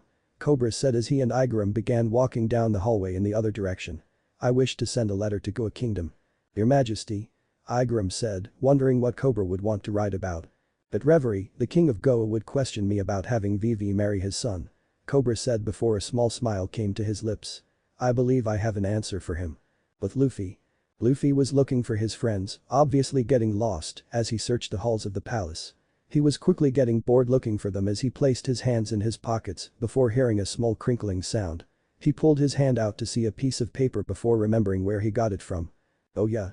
That lady from that one place gave it to me. He said, remembering Paula from Spider's Cafe and opening it up to read it. Silence. That was all that filled the room that Vivi was in. It had been hours since the Straw Hats told her about the Goa incident and terminal fire. She had left after that and was now silently staring at the floor, her entire being filled with silent rage before she heard a knock at her door. Vivi. Are you in there? Came her father's voice. Yes, father. She answered back. Her father opened the door just enough to look inside to see her sitting quietly on her bed in her room before opening it further and stepping inside. I ran into your friends earlier. He said as he walked towards her before sitting on the bed next to her. I'm guessing you've heard the whole story about the Goa incident then. He watched her silently nod her head, letting him know she had heard. They asked me to see if you were alright, saying that you didn't take it quite well. Vivi didn't answer, but remembered very well. Flashback. The Straw Hats had finished telling Vivi and those present who didn't hear it the first time about what Luffy told them about the Goa Kingdom. Needless to say, they were horrified. They burned them all alive? Alvida asked. Just to make their city look better. She may have understood wanting to be in a clean environment, but killing all those people. That was going too far. Topper's mouth was hanging open as tiny squeaks escaped from time to time. He remembered the atrocities that Wapol had committed and was now wondering who was worse. Him or the king of Goa. Valerie just stood there, her eyes wide with disbelief, while Grace was in her arms trembling a bit. These people were just plain sick in her opinion. Ms. Monday turned a little blue in the face, while Mr. Nine's eyes looked ready to pop out of his head. None of them could accept what they heard, including a shaking Vivi. No. She said, clearly not wanting to believe the kingdom could do that to its people. You're lying. Vivi-chan. Sanji said as he lit another cigarette. We asked Luffy himself. He confirmed. Shut up. She yelled, startling a few members as they all stared at her. That can't be true. I won't accept it. She was glaring at them all, as if daring any of them to say another word. Burning all those innocent people alive just because they live in the trash, that just can't be true. She looked ready to rant on before Valerie walked over to her and slapped her. Vivi just held a hand to her cheek as the others looked at her in surprise. Not every kingdom treats its people with care like yours. She said. Vivi's eyes widened at her words as she continued. You've seen it for yourself. There are kingdoms out there that treat their people like that. Vivi just glared at her before running out of the room. She ran through the halls non-stop, even with a few guards calling out her name and worry, until she made it to her bedroom, where she walked right in and slammed the door so hard the sound echoed almost throughout the whole palace. Present. Both Cobra and Vivi sat in silence, with Vivi staring at the ground and Cobra looking out the window into the night. Father. Vivi finally said, breaking the silence. Cobra looked down at her as she continued. At Reverie the other kings, do they care for their people? Cobra was silent for a moment as Vivi raised her head up so that she was at eye level with him. Many do, he said with a smile before a grim look came over his face. But some don't. I heard you've met Wapol. He never took anything at Reverie seriously. Not even when we were discussing Dragon. He said as he rested his head onto his hand while rubbing his forehead, as if remembering all this was giving him a headache. I even remember hearing about a royal family in the North Blue abandoning its people when a disease ran rampant throughout the kingdom. Why? Vivi asked as she began trembling in anger. She just couldn't understand why any king or kingdom would abuse their power or run when trouble happened. I don't know. Cobra said before a smile came back to his lips. But I do know that there are many kingdoms that do care for their people. I'm glad. Vivi said, feeling better that not all other kingdoms were horrible. Well, Cobra began as he stood up and walked towards the door. Right now the kingdom needs more rebuilding, he then turned to Vivi with a smile. And you have some friends to tell that you're okay. Vivi smiled back as she stood up and walked out after him. You're right. She said before she gave him a hug and then ran off to find her friends. Cobra watched her run off before turning and walking the other direction, glad to know that his kingdom would thrive under her rule one day. But the Straw Hats. The Straw Hats had spent the day either training, much to Chopper's annoyance, gathering supplies, or just talking. Mr. Nine and Ms. Monday had left, leaving the Straw Hats to themselves as they all began getting ready to turn in. Some were starting to nod off before Vivi walked in, causing all eyes to fall on her. Vivi. Some of them said in joy. Vivi Chuan. Sanji called out dramatically as he began to dance around in love mode. It fills my heart with joy to see you alright. You okay, big sis? Johnny asked. Yes. I'm sorry about running off earlier. she said as she smiled at them all. I just didn't want to believe it. It's okay VV. No Jiko said. We understand. There are still plenty of kingdoms out there with good kings reigning over them. Grace said. This kingdom is a perfect example. Valerie said. VV looked to them all to see them all smiling at her, confirming Valerie's words. Everyone. She said with a smile as her eyes welled up. Thank you. Anytime VV-chan. Sanji said with a big smile. Hey, VV. Zoro asked. Yes Mr. Bushido. She said, causing a few to snicker at his new name. Have you seen Luffy? He asked, trying not to get annoyed that she couldn't get his name right. Luffy? She said in confusion as she looked around. He's not here. He left a while ago, but we don't know where he went. Alvida said. That idiot's probably causing some kind of trouble somewhere in the city. Usopp said. Doesn't that idiot know that the Marines are still trying to find us? Nami said in annoyance as the rest of them were now wondering where he was, not seeing Valerie and Grace glancing at each other, knowing exactly where Luffy was. Luffy? Luffy was wandering around the city, having evaded the Marines a few times, trying to find the cafe he was in earlier that day. He took out the piece of paper that Paula gave him and read the words. I'm back at 10 tonight. Was all that the paper said. He shoved the paper into his pocket and was now looking around again trying to find the place. He looked up at the clock tower to see that it was about to hit 10 before looking again. Straw Hat. Came a voice. Luffy looked to see Greg walking towards him. He still had on his sunglasses but was now dressed in a fireman's uniform. Oh Greg, Luffy said with a smile. Nice outfit. Thanks. He said before saluting and declaring. I'm officially a fireman. Luffy smiled at his statement. What are you doing out here anyway? I'm trying to find that place I ate lunch at earlier. Luffy said as he looked around again. It's that way. Greg said as he pointed his thumb behind his back. Just walk down that road and you'll see it. Really? Thanks. And without another word, Luffy ran down the road Greg pointed out. Still a moron. Greg said as he walked off. Luffy was running down the direction Greg pointed out before he saw the sign above the doorway. Here it is. He thought as he walked inside. The place was dark and quiet, the chairs put up on the tables, and the smell of food slowly fading away. No one's here. He thought. Hello? He called out. Up here Straw Hat. Came Paula's voice. Luffy looked towards the stairs to see a shadow cast upon the wall. Oh. He said before he started walking up the stairs. Would she want to see me at night? He thought before he saw he standing at the top of the stairs. She was wearing the same clothes as before. A bandana covering her blue hair that was tied into a ponytail, yellow crystal square glasses, purple top, low riding pants which covered her ankle bracelet, and platform sandals. Hey. You're the owner? My name is Paula. Glad you came. She said with a smile. I was afraid you wouldn't show up. This way. Sorry. Got a little lost. Luffy said as he followed her into a small room with a single bed, a window, and small table. Where'd everybody go? We're closed for today. She said as she closed the door behind her. As for the others, I sent them on a supply run. The sound of the door locking was heard, making Luffy turn around to see her looking at him with a smile while placing her glasses onto a nearby table. What's going on? He asked as she removed her bandana and hair tie, letting her hair out into its natural look. A proper thank you. She said. Luffy tilted his head as she slowly walked towards Luffy. The moonlight was shining through the window, illuminating the room and allowing Luffy to see her figure. Her hips swayed as she took a few overdramatic steps towards him, causing his heart to race as he felt himself get warm, but differently. It was different from when he saw other women, but still there nonetheless. He couldn't think anymore as he felt her lips against his. His eyes widened as a blush spread to his cheeks. He placed his hands on her hips as he returned the kiss and just let his instincts take over. They kissed for a while before Luffy opened his mouthing, letting Paula slide her tongue inside and dance with his before they pulled back for air. Get it Straw Hat?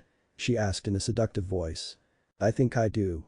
He said with a grin before they made out again, which was slowly becoming more heated by the moment. Both were in a tight embrace as his tongue began to explore her mouth while his hand slowly moved up and down her backside. Her hands were also feeling the muscles on his back before they parted for air. Both of them were panting for air as Luffy's hand slowly slid under her shirt and was gliding on her stomach as it went higher. Airing, aren't we? Paula said as Luffy gently grabbed and massaged her breast. She moaned before she slowly took her top off, revealing a black lacy bra underneath. She dropped her top before reaching behind her back with one hand, never once taking her eyes off Luffy. Luffy's eyes slowly widened as her bra gently fell to the ground before she laid down on the bed face up and flashed a sexy smirk at Luffy. Have fun, Straw Hat. Luffy smiled and blushed as he slowly reached down and began to fondle her boobs, slowly moving them around in circles before giving them a squeeze. Ah. She moaned as Luffy continued to have his way with her body. This kid's good with his hands. She thought before her breath got caught in her chest. Luffy had leaned down and was now swirling his tongue around her left breast, leaving no area dry before taking her nipple into his mouth while his hand continued to grope her right breast.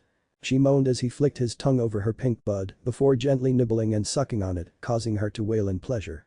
Her moans and screams intensified as Luffy's mouth switched to her other breast, causing her to shudder as he gave the soft mound of flesh the same service as its twin. Saint Straw Hat. She said through her heavy breathing. Luffy. He said after releasing her nipple from his teeth. She looked at him as sweat began to form on her skin while he looked back at her with half-lidded eyes as he hovered over her. My name's Luffy. He said. She only smiled before she reached up and undid the buttons on his vest, slowly removing it and exposing his chest to her. Alright then, Luffy. She said as she sat up and they placed her lips against his again. Her body was heating up as their hands explored each other before they found themselves on the bed. She couldn't see them, but she could definitely feel the muscle Luffy had. Each muscle she felt was sending more heat between her legs as she felt herself starting to get wet. She felt Luffy's knee move towards her sex before she couldn't take it anymore. She pushed him off a bit and began sliding her panties off and letting them drop to the floor, leaving her with nothing but the sea stone anklet on. Wow. Luffy said a husky whisper as he looked at her from head to toe as she lay in front of him. His eyes stopped at her moist slit before everything in his head shut down and he let his shorts fall, revealing his erect member before her. Now it was Paula's turn to be surprised at his size as Luffy safely set his hat upon the table before reaching down and spreading her legs apart, making her grip the sheets in anticipation as he got lined up with her, giving her a final smirk as the tip touched her folds. Do it. Was all she said before Luffy thrust into her. She threw her head back with her mouth hanging open in a silent scream as Luffy invaded her. She gasped for breath as Luffy slowly moved in and out, sending waves of pleasure throughout every inch of her body as each thrust felt like he was going deeper and deeper inside her. Faster. She said as her toes curled, trying to stay in place as Luffy did so. She had been with a few other men in the past, but none of them were as amazing as the one who was now drilling her. A kid who came out of nowhere and beat a warlord, an exceptionally powerful pirate, was now using that same strength and fucking her. She screamed when Luffy placed his hands on her breasts, doubling the pleasure as he began kneading and squeezing her breasts. F faster. She said in a near-begging voice, causing Luffy to shake the bed as he did so. I'm about to, Luffy said through heavy breath.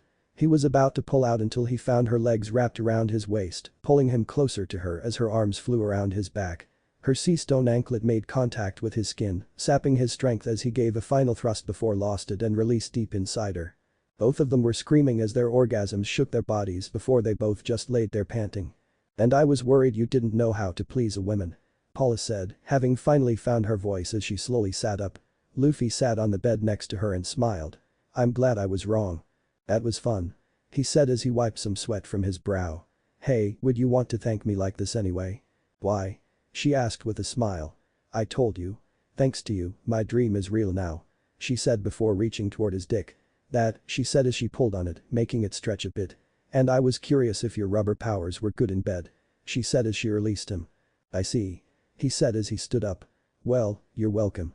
He said as he picked up his straw hat. Where you going? She asked. Huh? He said as he looked back at her to see that she was leaning over the bed and smiling at him. I'm not done thanking you. She said in a sultry tone. Luffy stared at her before slowly putting his hat back on the table and approaching her. One time was a thank you. She thought as Luffy placed his hands on her butt, his re-stiffened members slowly easing into her. The rest is for me. At the palace. The Straw Hats were sleeping away, clearly not waiting until Luffy got back from wherever. Only Vivi was awake as she was sorting out her own feelings. What do I do? She thought as she closed her own eyes for the night. Rubber bastard. Sanji said in his sleep, his curly eyebrow twitching furiously. It's going good. She said as she looked around to see the place filled with townspeople, guards, Mr. Four, Miss, Merry Christmas, and Greg. With everyone working to fix the city, people are stopping in for their breaks. She said before smiling at Valerie. But you didn't come here just to ask that, did you? You'd be right. Gray said. We're here to say bye. Paula just gave her a knowing smile. So, you've both made up your minds? She asked. Yeah. We're gonna travel with them all. Valerie said as she looked outside. I see. Paula said. I won't stop either of you, but I will wish you both good luck. What are you two talking about? Greg said as he and the other two walked over towards them. We're leaving with Luffy and his crew. Valerie said. I see. He said with a smile as he held his hand out. Good luck you two. Thanks Greg. She said as they shook hands. Bye. Mr. Four said as he smiled and gave Grace a hug. Good luck. You're gonna need it. Don't be a stranger. Come back anytime. Said the mole woman quickly. Aye. Grace said as she walked towards the exit. Valerie stayed behind to ask Paula one more question. Hey, she whispered so that only Paula could hear. Last night. Did you and Luffy know? Paula smiled as her cheeks reddened. Valerie, she whispered back. The things that rubber boy can do with his tongue. She said with a shudder. Valerie blushed a bit herself before saying goodbye and leaving with Grace. At the palace. The day had gone by without incident as dinner was approaching. The Straw Hats either stayed out of trouble while they gathered supplies or just hung around the royal palace. Luffy was eager to eat and just kept running aimlessly around the palace. Zoro was training again despite Chopper's protests. Chopper was mixing medicine. Johnny, Yosaku, Jin, Usopp, Grace, and Valerie had all returned from their supply runs. Vivi, Alvida, and Nojiko were relaxing, and Nami was asking the king if she could have a lot of books. Your Majesty. One of the guards addressed Cobra. The banquet is ready. Have all of Vivi's friends been accounted for? He asked. Yes. All the Straw Hats and the 3 that Vivi invited are all here. Said the guard. Excellent. Said Cobra. Some time later. Chaos. That was the only word for the situation. Luffy, Zoro, Nami, Usopp, Sanji, Jin, Vivi, Nojiko, Alvida, Valerie, Johnny, Yosaku, Chopper, Cobra, Pell, Igaram, Chaka, Karu, Greg, Eyelash the Camel, Miss Monday, and Mr. Nine were all there for the banquet and were eating and having a good time. Luffy was eating everything he could get his hands on. Usopp put hot sauce on his food, so Luffy wouldn't burn his tongue. Chopper copied Luffy before he started choking. Jin kept stabbing Luffy's hand with a fork every time he tried taking his food. Nami was hitting Luffy for trying to shove too much food into his mouth. Zoro was downing as much booze as he could. Johnny and Yosaku had their own little eating contest. Alvida was fighting the urge to eat a lot as well, for fear of her old figure returning. Nojiko was watching them all act like idiots with a smile. Valerie was asking if they wanted any help making dessert. Greg was just glad that he got invited and ate. Grace kept asking for things to be handed to her despite them being with arm's length, and everyone else at the table was just having a blast. The guards all around them were talking to themselves about the disgusting table manners they were seeing and asking why Vivi was laughing at it all. They stared in disgust, then shock, and then amusement before outright laughing along with everyone at the table at the mini party they were throwing. In the bath. After the feast, all the men and women went to the royal bath that was used during the rainy season. I thought that an after-dinner bath would calm you all, but it looks like you turn anywhere you go to into a party. He said as he watched the less serious members of the crew splashing around like children. Hey, where's the women's bath? Sanji asked Igaram, who slapped his arm away. As if I'd tell you. That's that Princess Vivi is. He shouted. That's why I asked. Sanji replied with a grin.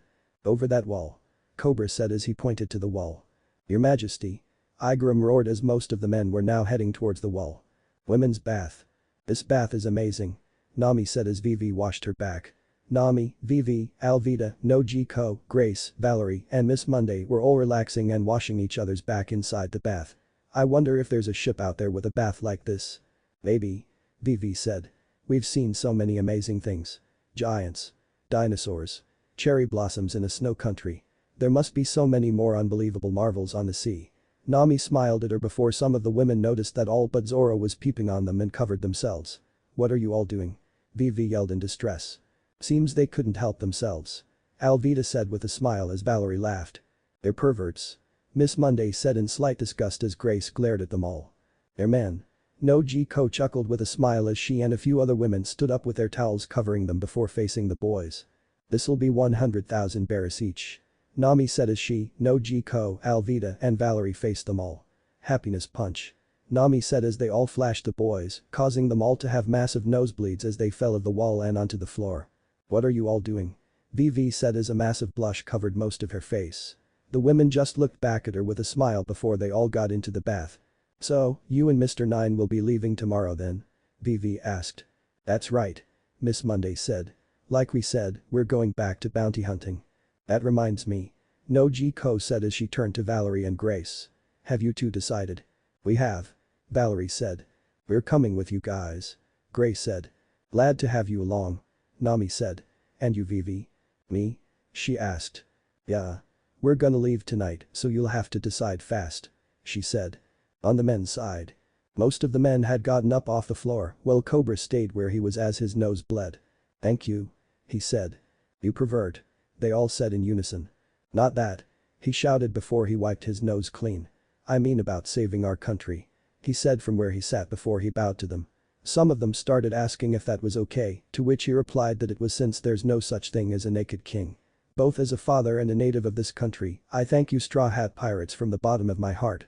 Everyone just smiled as Luffy grinned. In the women's bath. While the men were talking, some of the women were having a chat of their own. "Hey Valerie. You know where Luffy went last night?" Nami suddenly asked.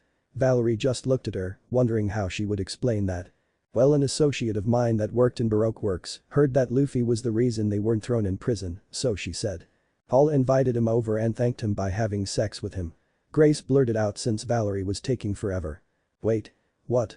VV said as most of them looked on in shock while Valerie sighed. "Yeah, that's what happened," she said.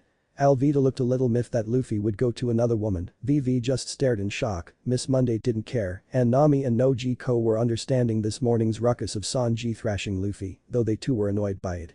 "Who exactly is Paula?" Nami asked. "You know her as Miss Doublefinger," Valerie said. "That spiky bitch," they both said, clearly remembering her and how she tried to kill them both. "Yeah, that's the one," Grace said. "Who's a bitch?" Jin asked, having heard them shouting. "Nothing," they shouted back. "Sheesh Luffy," Nami said in annoyance. "Hey, he's actually luckier than you think," Valerie said. They all just gave her strange looks before she continued. "If it wasn't for that sea stone anklet she's forced to wear, Luffy might have been in a world of pain." "You mean," Miss Monday said, now listening. "I thought that was just a rumor," VV said. "What are you all talking about?" Alvida asked as they all began to get out and dry themselves off. Sometimes the target that Paula and Mr. One were ordered to kill would disgust her in a lot of ways. Grace said.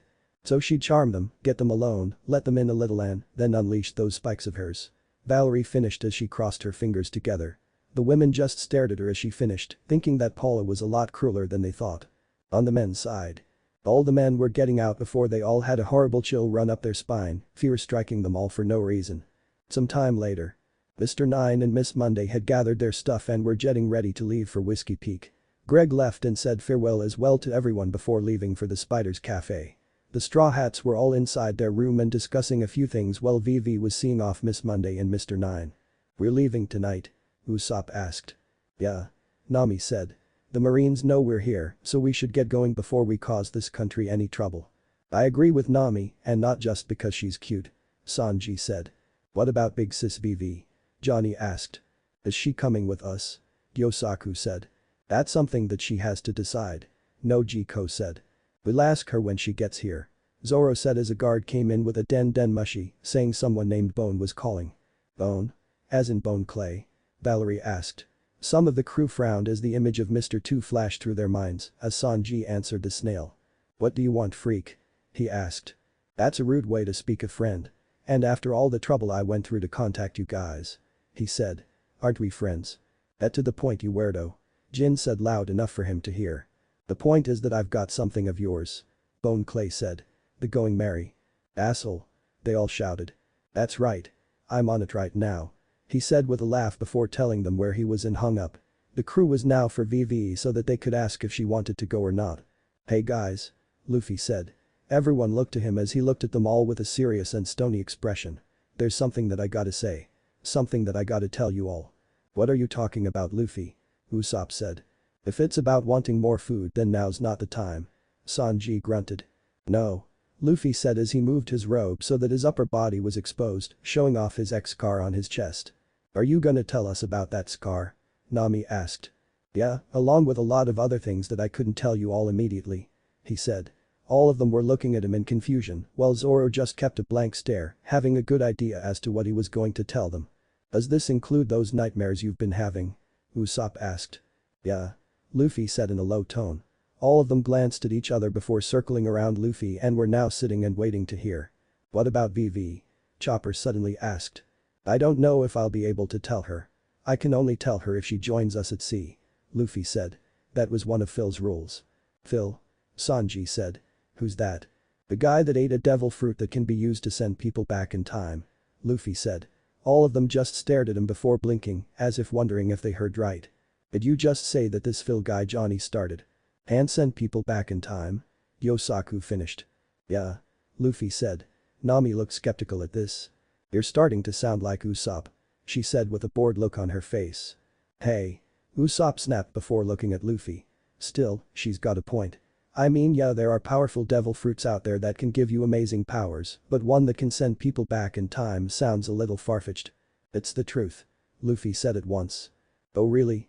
Alvida said. Well, if what you're saying is true, then why? Why would you go back in time then? She's got a point, big bro, said Yosaku as he crossed his arms. Did something happen last time or what? Johnny asked. A look of pain flashed across Luffy's face as images of all his friends being killed came to his mind. Why yeah. Luffy stuttered out as he looked at the ground. All of them were staring at him, wondering what next he was going to say. Most of them weren't believing him, thinking that this had to be far too crazy to be true. You all know Luffy by now, Zoro suddenly said. Everyone looked at Zoro as he looked back at them all. Luffy can't lie to save his life. Do you really think that Luffy would lie about something like this? A few moments passed as some of the crew's eyes widened before looking at Luffy. The look in his eyes and the tears threatening to fall, along with his trembling body said it all. This wasn't a tall tale at all. Luffy? Nami said, getting everyone's attention. Those friends that you said that you lost, who were they? Luffy just looked at her and lifted his hand to point a finger at her. You and everybody else that I've met that called me a friend, he said in a shaky voice. All of them were as still as statues as tears finally started to fall down Luffy's face. They had never seen him break down like this before. So you're saying we're all dead in your time? Valerie croaked out. Luffy only nodded as the tears started falling fast, the memories of it all flooding his mind. That explains those nightmares, Nami said. And all those strange things you've said during them. But who was it that killed us? Grace asked, dreading the question after it came out. Luffy's expression immediately changed from pain to fury. The Kainu? He growled as his fists clenched so tightly that he almost ripped into his rubbery palms. The Kainu? Jin asked, thinking back. Now that I think about it, you did shout that name when you went nuts back in the desert. Who's that? Sanji asked. Some of the others were looking a little horrified, wondering if he meant who they thought he meant. Luffy just stared at the ground while Nami spoke again. I can't believe that we were all wiped out, Nami said in a sad tone. I don't even want to imagine the look on Genzo's face when he heard. Nojiko added. That got the others thinking as well, wondering how their friends would react to hearing that they were all killed. You better tell them the rest, Zoro said. The rest? Yosaku said. You mean there's more bad news? Johnny asked. Luffy looked back to the ground and nodded. I told you guys they killed all my friends, he said. You guys were just the beginning. The beginning? Chopper croaked out. You mean they killed more than just us? It became deathly silent as Luffy slammed them all with the worst of it. After the crew was killed and Luffy was captured, Akainu went to all their homelands in the East Blue, then all the islands they visiting in the Grand Line, destroying all their homes and killing all their loved ones. Everyone felt cold at his words. No. Nami said, her entire body alongside her sisters, unable to believe that their village and all the people living there were killed. Hey Kaya. Usopp croaked out as Chopper turned blue in the face at the thought of Drum Island and Doctorine both disappearing. Johnny and Yosaku's jaws hit the floor as Jin just stared in shock. Grace had tears forming and was in Valerie's arms, both hugging each other and trembling. No one could believe that was true. It just couldn't be true. Why? Sanji muttered, his mind going back to the Barati and Chef Zeph. That doesn't matter, Zoro said as he slammed his sword onto the floor. Luffy snapped out of his thoughts as he and everyone turned to Zoro. What we do know is that we were beaten somehow. But now that Luffy's here, we have a head start to train and get stronger so that it won't happen again. Hey, he's right, Usopp said. We can prepare and make sure that we're not caught off guard next time we get to where things went wrong, while also making sure our friends and family don't get wiped out too. All of them were starting to agree now that they finally accepted that what Luffy was saying was true. Your orders, Captain, Alvida said. Luffy looked at them all to see them all smiling and waiting for his command. He wiped his eyes and smiled back. We continue on our adventure. We get stronger. We defeat anything and anyone that gets in our way or threatens our friends. You with me? Yeah. They all shouted. Hey wait. What about Vivi? Chopper suddenly said. Yeah, he's right, Nami said. Her country and her life is in danger as well. We should warn her as well, Nojiko said. You don't have to, came Vivi's voice. Everyone turned to see her closing the door behind her. Vivi, Luffy said. How long have you been standing there? Zoro asked. Long enough to know that my kingdom and its people are still in danger, even with Crocodile gone, she said as she looked at them all. And if that's the case, I can't just stand by without doing anything. Vivi? Nami said as they all listened to her. So long as my country's in danger, my journey's not over. She said. Wait. Are you saying what I think you're saying? Nami said. I'm asking if I can travel with you all just a little longer. She said with a small smile. Everyone was staring in either shock or joy, but mostly joy. You mean you want to come with us? Luffy asked. Yes. If you let me. She said. Of course. Almost all of them shouted. They all began to cheer and dance around at Vivi joining them all. You sure? Zoro asked. You won't be a princess on the ship. You'll be a pirate. Shut up, Mosshead. Sanji yelled. If she wants to join us, then I say let her join. He then started wiggling around like a noodle with hearts in his eyes. And Vivi Swan, you have no idea how happy it makes me that you'll be joining us all. He's not the only one. Nami said as she and Nojiko hugged her. It's gonna be so much fun having you come with us. Vivi smiled before backing up. What about Karu? Usopp asked. Whack. Karu said, popping up out of nowhere. He says where Vivi goes, I go. Chopper translated. Alright brother duck. Johnny and Yosaku cheered. I just have to do something first. She said as she left the room. I'll be right back. Everyone was now cheering, having a blast. I won't let you or anyone else die this time. Luffy thought as they celebrated. This time, nothing's gonna stop us. It was late at night in the kingdom of Alabasta. Luffy's crew had left and were now heading through the desert after carefully managing to get onto the supersonic duck squat and eyelash the camel without hurting them or slowing them down. Hey, Vivi. Zoro called out. Yes, Mr. Bushido. She said. It's Zoro. He yelled, getting fed up with her not getting his name right. He calmed down enough to remember what he was going to say. Not trying to dissuade you from joining, but what's your old man and the rest of the country gonna think when they find out their princess is missing? Not only that, Nami said. But if the Marines see you leaving with us on our ship, won't that cause trouble for your father and kingdom? Yes. She said as she looked on ahead. If news got out that I joined you all, then the Marines might act against my kingdom. She then smiled before looking at them all. Good thing I left something for my father to do that so that the Marines won't figure that out. You have something planned? Chopper said. Vivi only smiled back at him and nodded. This is so awesome. Luffy suddenly said, his eyes glued to the paper in front of him. You haven't stopped looking at that since we left. Nojiko said to him before turning to Vivi. You shouldn't have let him see that until we got to the ship. Sorry. Vivi said as she was lost in thought for a moment. Forgive me, father. Forgive me, Igaram. This is something I must do. Flashback. Vivi had left to go and pack a few things back at the palace before she and her friends would leave Alabasta. Princess Vivi. Igaram shouted. Vivi turned to see him running towards her, sweat falling down his face before he stopped in front of her to catch his breath. Princess Vivi. Something urgent has come up. What's wrong, Igaram? She asked in worry. It's Luffy. He said as he held up two pieces of paper. He and the one called Zoro both now have outstanding bounties. Vivi stared at the wanted posters for a moment before taking them from Igaram's hands. We must warn them. No need. She said with a smile. But Princess Vivi. Their lives are about to become chaotic. Igaram said in almost a panicked shout. The world government knows about Luffy taking down Crocodile. They won't just turn a blind eye to him now. I know that. She said. But Luffy wouldn't care. In fact, both of them would just see it as another challenge and laugh. She then started pushing him off down the hallway. Now you go get some rest. A lot is going to happen tomorrow. Oh right. Your coming of age ceremony is tomorrow. Igaram said.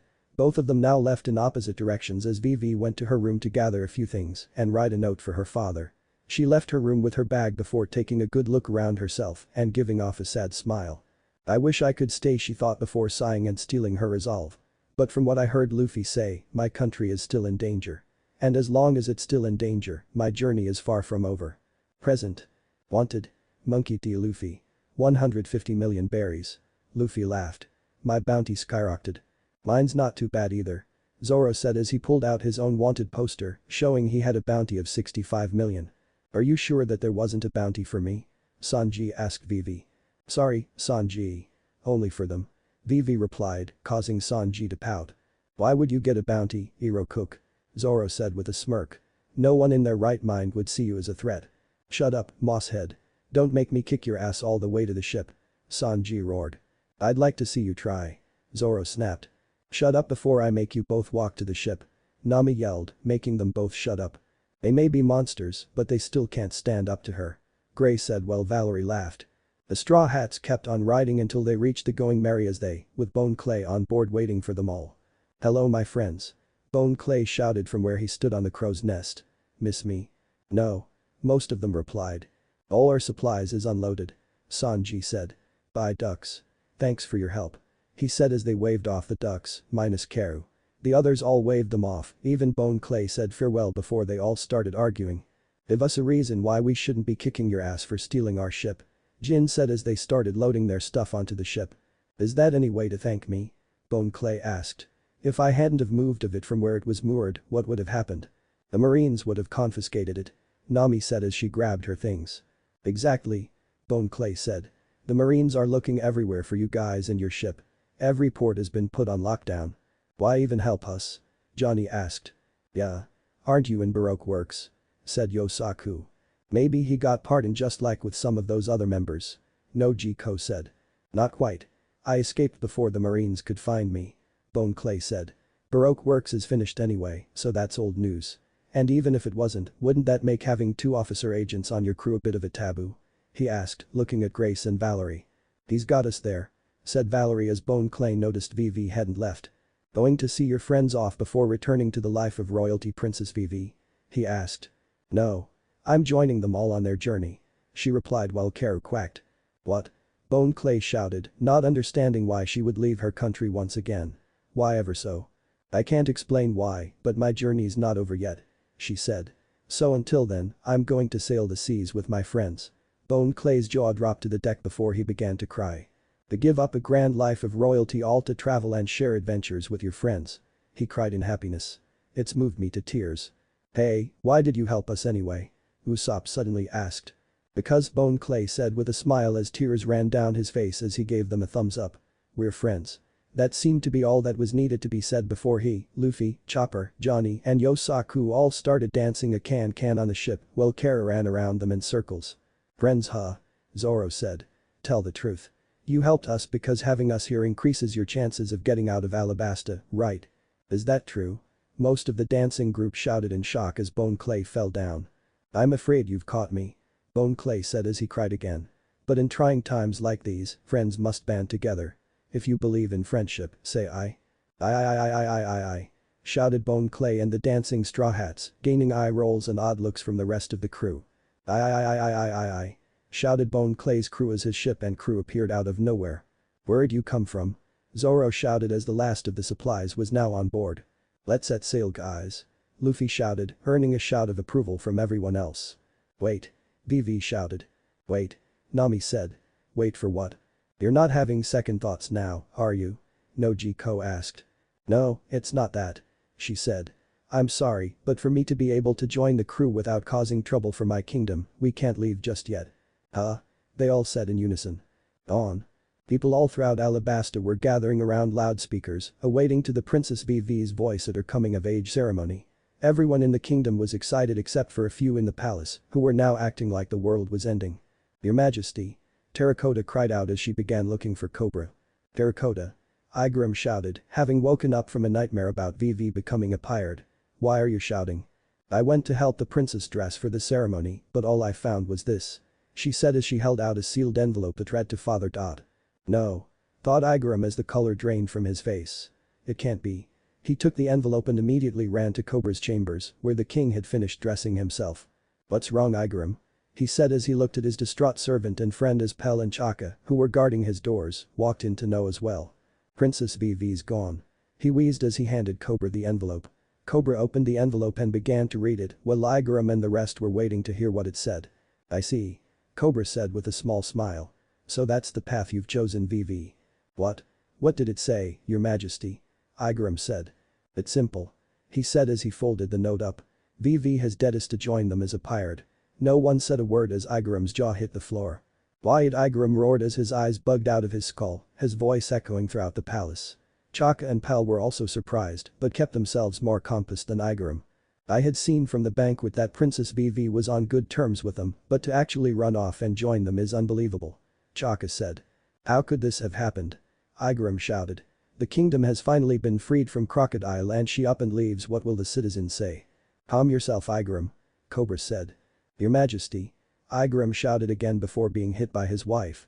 It's her choice. Cobra said. Still, Pal chimed in. Igaram is right. Not just the citizens, but the world government as well. I fear they may react to Princess Vivi's decision rather harshly. So do I. Said Cobra with a smile. Which is why Vivi has a plan. But the Straw Hats. Both the Straw Hats and Bone Clay's crew were fleeing from the 8 marine ships that were shooting gigantic iron spears at them. Luffy managed to deflect most of them with hockey-infused attacks, but a few spears would hit their ship. Topper, Jin, Johnny and Yosaku were below deck doing their best to remove the spears and patch up the holes they made, while the rest were up on deck trying to figure out what to do. Can you guys try and do something? Jin shouted from below deck as he chucked an iron spear out of the way. Yeah. It's hard enough plugging up these holes as it is. Chopper yelled. This is bad. Alvita said as a spear was heading straight for her. It slid off her body and flew in another direction, heading straight for Karu, who dodged at the last second before turning ghostly pale and giving off a weak quack before fainting. They've got us surrounded. Take that, Straw Hats. Shouted Full Body from one of the ships from the south. He and Django were closing in on them while they bragged before Usopp fired a cannonball at them, hitting Django's ship just right so that it collapsed, fell over, and hit Full Body's ship, sinking them both. Nice shot. Gray said as Usopp stared at the damage he did, clearly surprised at what he did before he started shouting that they were no match for him. It's not time yet. VV said in worry from below deck. We haven't received the signal to start the plan. What's taking so long, Straw Hats? Bone Clay shouted from his ship. We can't start the plan yet. Nami yelled back. Darn it. Luffy yelled. Can't we just start now? Everyone. Bone Clay yelled. All eyes were on him as he shouted out to his crew. We're going to give the Straw Hats the time to escape. What? Both crews shouted. None of them expected this to happen as Bone Clay began to speak about if they didn't help, then they couldn't face themselves in the future. His crew was stunned silent as he turned himself into Luffy, while his crew disguised themselves as the Straw Hats and fled into another direction, taking the Marines with them. Did you all think we were Straw Hat and his crew? Bone Clay asked as Luffy before turning back into himself. Well, you'd be wrong. Captain Hina. The sheep ship is getting away. One of the Marines shouted as Bone Clay laughed at her. Me and my boys are masters of disguise. As well as, Bone Clay announced dramatically as he posed on the railing, his back to the Marines. Straw Hat's friends. Hina looked pissed as Bone Clay spoke again. One may stray from the path of a man. One may stray from the path of a woman. But no one can stray from the path of a human. All friends must scatter into the sky of truth and blossom. The calm away. Bye. Bone Clay. All of Bone Clay's crew were now crying at his words as Bone Clay turned and glared at the Marines. Bring it. Hina humiliated. Hina muttered before the Marines began to bombard Bone Clay's ship, both sides now fighting all out before Bone Clay's ship was destroyed. Bone Clay. Luffy shouted as tears flowed down his face. He, Usopp, Johnny, Yosaku, Chopper and Sanji were all staring at the destruction and crying. Flashes of Bone Clay's sacrifice at Impel Down flashed through Luffy's mind, causing his tears to fall faster as he shouted out. We'll never forget you. Most of the women who were hiding from view were also shedding tears at Bone Clay's sacrifice before Nami wiped her tears and had them steer them back on course. Some time later. The entire kingdom was now waiting to hear VV's voice as the time of the ceremony was approaching. The Straw Hats were sailing close to Alabasta with the Marines closing in on them. Come on, father. VV thought, wondering if her father may not have approved. Citizens of Alabasta. Came Cobra's voice over a loudspeaker. There. No, Jiko said. That's the signal. Alright guys. Do it. Valerie said. Barna. The people were now staring up at Cobra in confusion as Cobra was now addressing his kingdom. I know that all of you have gathered here to see my daughter after her long absence. And Yuba. What's going on? Toto asked as Koza looked at the loudspeakers in confusion. They and all the rest of Alabasta were wondering why Cobra was speaking and not VV. Barna. I'm afraid that I have some grim news. Cobra said. The citizens were mumbling amongst themselves as Cobra braced himself for what may happen. Igaram, Pell and Chaka were all preparing as well as Cobra said, Princess VV has been kidnapped. To say that the citizens were horrified would be an understatement. The audible gasp and sounds of worry and fear for VV rung throughout Alabasta.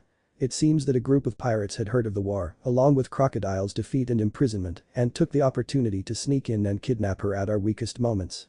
But the Straw Hats. Moments? Cobra's voice could be heard over the loudspeaker. Kidnapped? Hina asked. Captain Hina. Look. The Straw Hats. Shouted a Marine in panic. Hina looked at the Straw Hat ship through a pair of binoculars for a moment before breaking them in half, fury across her face. She saw Princess Vivi being held hostage on the Straw Hat ship with Karu tied up and a pair of swords being held against her throat. Those cowards. She hissed as a marine was shouting out what was going on. One of the pirates looks to be holding up what appears to be a large sign. He shouted. It reads back off or she dies. Captain Hina. Your orders. They're using the Princess of Alabasta to ensure their escape. She growled. She clenched her hands into fists before lowering her head in defeat. We have no choice. All ships, break formation. She called out. But what about the Straw Hats and Princess Vivi? Yelled a marine. What can we do? Hina snapped back. As long as they have the princess, we can't do anything. She said as the king went on about how even though this tragedy has happened, they would one day have Princess Vivi back. That she would want them to be strong and to rebuild the country. You could hear the roar of the people as they all spoke of their anger at the pirates who would dare take their princess, all of them wanting to band together to never allow this to happen again. Vivi was shedding tears on deck as she listened to it all.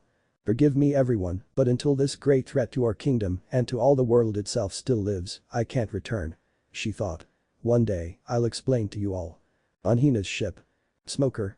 Did you hear? Hina said over the den mushy. Yeah. I heard. Smoker said over the line. First they take out Crocodile, now they kidnap the Princess of Alabasta. Hina said. How can we pursue them if they have a hostage such as her on board? Smoker said nothing as he thought back to when he saw the Straw Hats and Princess Vivi talking to each other like they were friends, doing their best to help each other fight for Alabasta, and to Luffy having Zoro save his life. Kidnapped, right? Smoker finally said. What's that supposed to mean? Hina shouted. Smoker. Hours later. The Marines had given up chase and were nowhere to be seen on all horizons. I don't see them anywhere. Usopp shouted from the crow's nest. No Marines anywhere. We did it. Luffy shouted as Zoro cut Vivi and Karu loose. Then we can drop this act. Jin said as Sanji began yelling at Johnny and Yosaku. How dare you two bastards hold your swords to Vivi Swan's neck? He roared. It was her idea, brother Sanji. They shouted back. She said to make it look convincing. All three of them were arguing as Vivi walked to the rails and looked back to where her homeland was. Daddy everyone. She said in a sad voice. Everyone looked at her with a frown as Karu walked up to her and quietly quacked. Worried about your home? Alvida asked. Yeah. Vivi said. Don't worry. Nami said. If they're like you, then they'll pull through. They're tough. Yeah. Said Usopp with a smile. It's something like this that gets everyone to band together. I betcha that this'll make them all stronger than ever. Vivi smiled as she looked at them all. Thanks everyone. She said. They were all smiling, with Sanji going all lovey-dovey before Zoro blurted out, besides, we're not turning this ship around, so don't think about going back now. What's wrong with you? No G-Code demanded as most of the crew began reprimanded him for his choice of words. The Marines are long gone. Someone said from the galley as the door opened. They stepped out into the sunlight so everyone could see her. Nice job. Everyone besides Luffy freaked out at seeing Nico Robin standing in the doorway and smiling. What are you doing here? Most of them shouted. The Straw Hats were all freaking out at the sight of Robin on their ship, who was smiling and was now wearing more casual attire. Usopp began shouting out warning through a megaphone. Chopper was running around in a panic alongside Karu, Nami, Nojiko, Zoro, Jin, Alvida, Vivi, Johnny, and Yosaku took out their weapons. Sanji began drooling at the sight of her. Valerie and Grace hid behind the mast alongside Chopper and Usopp due to fear, and Luffy just watched it all happen while doing nothing. What are you doing here, Miss All Sunday? Vivi demanded as Robin calmly walked across the deck with a smile before a hand appeared on them all, knocking their weapons out of their hands before disappearing. Haven't I asked you all before not to point such dangerous things at me? She said as she reached over and grabbed a lawn chair. These clothes belong to one of you, right? I'm borrowing them. She said, causing Nami to start screaming at her. She ignored Nami and glanced at Vivi. As to why I'm here is simple. I was invited. You were what? Most of them screamed either in anger or shock. Cut the bullshit. Jin said. Who'd be dumb enough to let you on our ship after all you've done in Alabasta and to us? No, G-Ko demanded. Robin merely smiled at them all as she was now relaxing in a lawn chair. I believe that would be your captain. She said. Luffy? Everyone roared in anger or joy in Sanji's case as they all glared at him. What? He asked. Have you forgotten that she was helping to take over Alabasta? Nami asked as she got in his face. So were Greg, Valerie, and Grace. He said. Now Greg's helping to repair it and Valerie and Grace are part of the crew. Nami opened her mouth to argue, but neither she nor any of them could argue with the truth. She's not a bad person. He said with a grin. Robin was watching them all argue about this while thinking back to the royal tomb in Alabasta. Flashback. Luffy watched as Cobra quickly left the catacombs to address his people, leaving him and Robin alone in the royal crypt. "So," she said as she turned to face him. "You actually beat Crocodile then?" "Yeah," he said. "I see," was all she said before sighing and leaning against the poneglyph and slid into a sitting position. "Then Baroque works is finished," she said. "Yeah," said Luffy. Robin only sighed as she stared at the ceiling. "I've never had a better lead than this," she said. "Better lead?" Luffy asked, never really understanding anything about what Robin was looking for. "To find the Rio poneglyph," she said before looking back at him. "Have you ever heard of the Void Century?" "I think so," Luffy said as he tried to remember, his face turning a little red in the process. "Ah, thinking hurts," he said. "It's 100 years of our history that no one knows about," she said as she began to explain it to him. Luffy listened to her, trying to understand even a tiny fraction of what she was saying. "Do you understand?" she finished. "It's a mystery time," he said, still not understanding anything. She only gave a small smile at his answer. "I guess you could call it that," she said. "And the answer to that mystery is on these stones. One of which is called the Rio poneglyph. The only stone with the knowledge of the Void Century." "I see," Luffy said, though he didn't understand it at all. "So what will you do now?" "I don't know," she said as she closed her eyes. "I've been seeking the answer for 20 years. Luffy looked down at her before looking at the stone and blinked a few times. "Is this the only stone out there?" he asked. "No," she replied as she looked up at him. "Why?" "Then your dream of finding the answer is still out there," he said with a smile. She stared at him as he smiled down at her. "If you're still gonna look for your dream, why not do it on my ship?" he asked. She looked utterly confused as he held out his hand and asked, "Join my crew." "Present." Robin was smiling as she sat across from Usopp, who was trying to interrogate her. She was using her powers to make Luffy and Chopper laugh while she was still lost in thought. Despite seeing 2 other officer agents of Baroque works on his ship, she still couldn't quite understand why he would ask her to join him. Still, it did give her a chance to slip away from Alabasta and away from the Marines. Now she was on this ship with this band of pirates that not only toppled a warlord and saved Alabasta, but also somehow got its princess to join as well. She would sail with them for a while, at least until they betrayed her like everyone else. She was snapped out of her thoughts when Usopp pounded his fist against the table they were sitting at. "Pay attention," he barked. "I want some answers from you. First off, what's your name?" Usopp yelled before he blinked and said, "My name's Usopp." "Hello." "Nice Robin," she answered back. While the 2 of them were talking, most of the crew were watching her with a critical eye as Robin explained her love of archaeology, that she's been running from the world government for 20 years and ending the interview by saying that she was good at killing. "Luffy?" Usopp shouted with tears in his eyes. "I've deduced that this woman is far too dangerous to be allowed to stay on the crew." Luffy, along with Chopper, were just laughing as Robin made her hands tickle them. "Pay attention you guys," Usopp shouted before Nami slammed her foot against the railing, making them all look to her. "Seriously? Are you two that pathetic?" she asked as she reminded them all that she was the vice president of a criminal organization. "So were Grace and Valerie, but we let them join up," Nojiko reminded her. "They were clueless to Crocodile's true agenda," she said as she glanced down at Robin. "But she knew everything that Crocodile was planning from the start. I'll give you a fair warning. But you pull anything and I'll personally kick you out," she said. Robin only smiled and said she'd remember before putting a small bag on the table, stating that she brought some of Crocodile's jewelry with her. "I love you sister," Nami cried out with stars in her eyes. Nojiko just shook her head with a groan, knowing that she had Nami wrapped around her finger now, while the rest of them just looked on in annoyance. "Nami's down," Usopp whispered to Zoro. They, along with Johnny, Yosaku, Alvida and Jin, were leaning against the railing on the side of the ship and watched before a bunch of hearts floated around.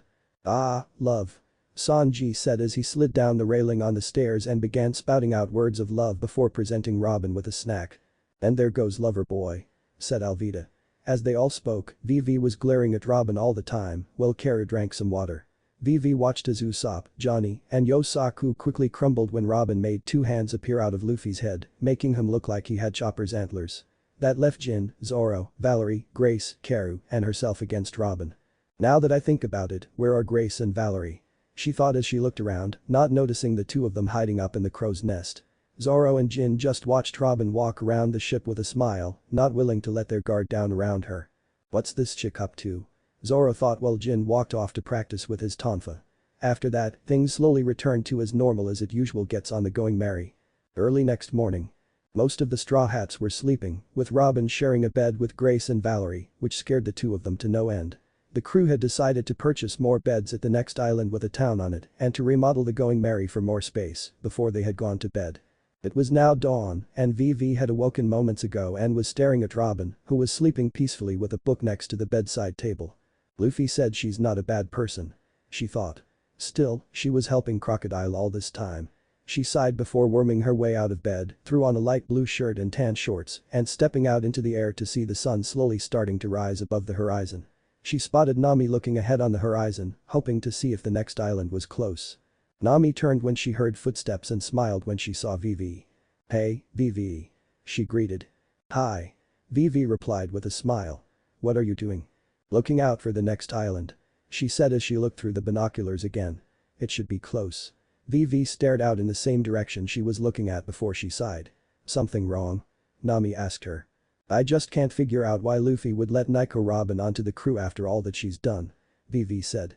"He says she's not a bad person," but Vivi trailed off after thought, unable to think of what to say after that. Nami just stared for a moment before turning back to the horizon. "Who knows?" Nami said. "After all, Luffy knows more than any of us, so maybe he knows what she's really like deep down." "That's right. I did hear him say that he was from the future," Vivi muttered. "Do you think she was a part of the crew in that timeline as well?" "You'd have to ask Luffy," Nami said as she looked out at the horizon and spotted what she was looking for. "Looks like we'll be reaching land soon." Vivi smiled as Nami yelled for the others to wake up. Men's sleeping quarters. Most of the men were sleeping away inside the sleeping quarters, having no problem sleeping in hammocks. The only one who was awake was Jin and was rubbing the sleep from his eyes before he glanced around. Johnny and Yosaku were snoring away in their hammocks, Chopper was asleep at the desk, Luffy was hanging out of his hammock and onto Usopp's chest, who was dreaming that Eyelash was smothering him. Karu was sleeping away in a makeshift nest for him in the corner, and Zoro and Sanji were asleep on the floor. He yawned as he pulled on a shirt before hearing Nami shouting from up on deck. "Good morning Nami Swan," Sanji mumbled in his sleep before puckering up. "May I grace you with a passionate good morning kiss?" he asked.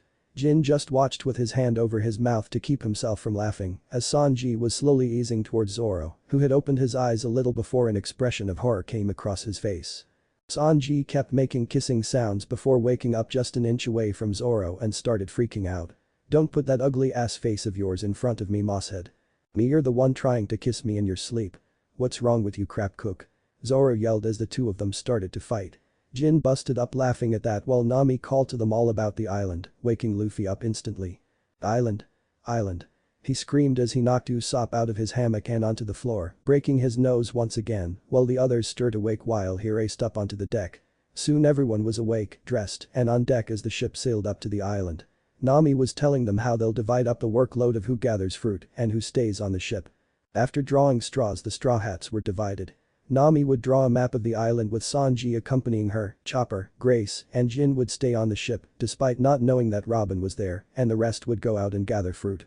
While the gathering team were getting their baskets, Vivi was looking over at Luffy after tying 2 baskets to Karu. "Whoever picks the most fruit is the winner. Let's go guys." Luffy yelled out as he ran into the jungle as the rest of them split up. Vivi was following Luffy while riding Karu well deep in thought. "I need to make sure that Nico Robin can be trusted," she thought. "And to do that, I'll have to ask Luffy myself if she can be."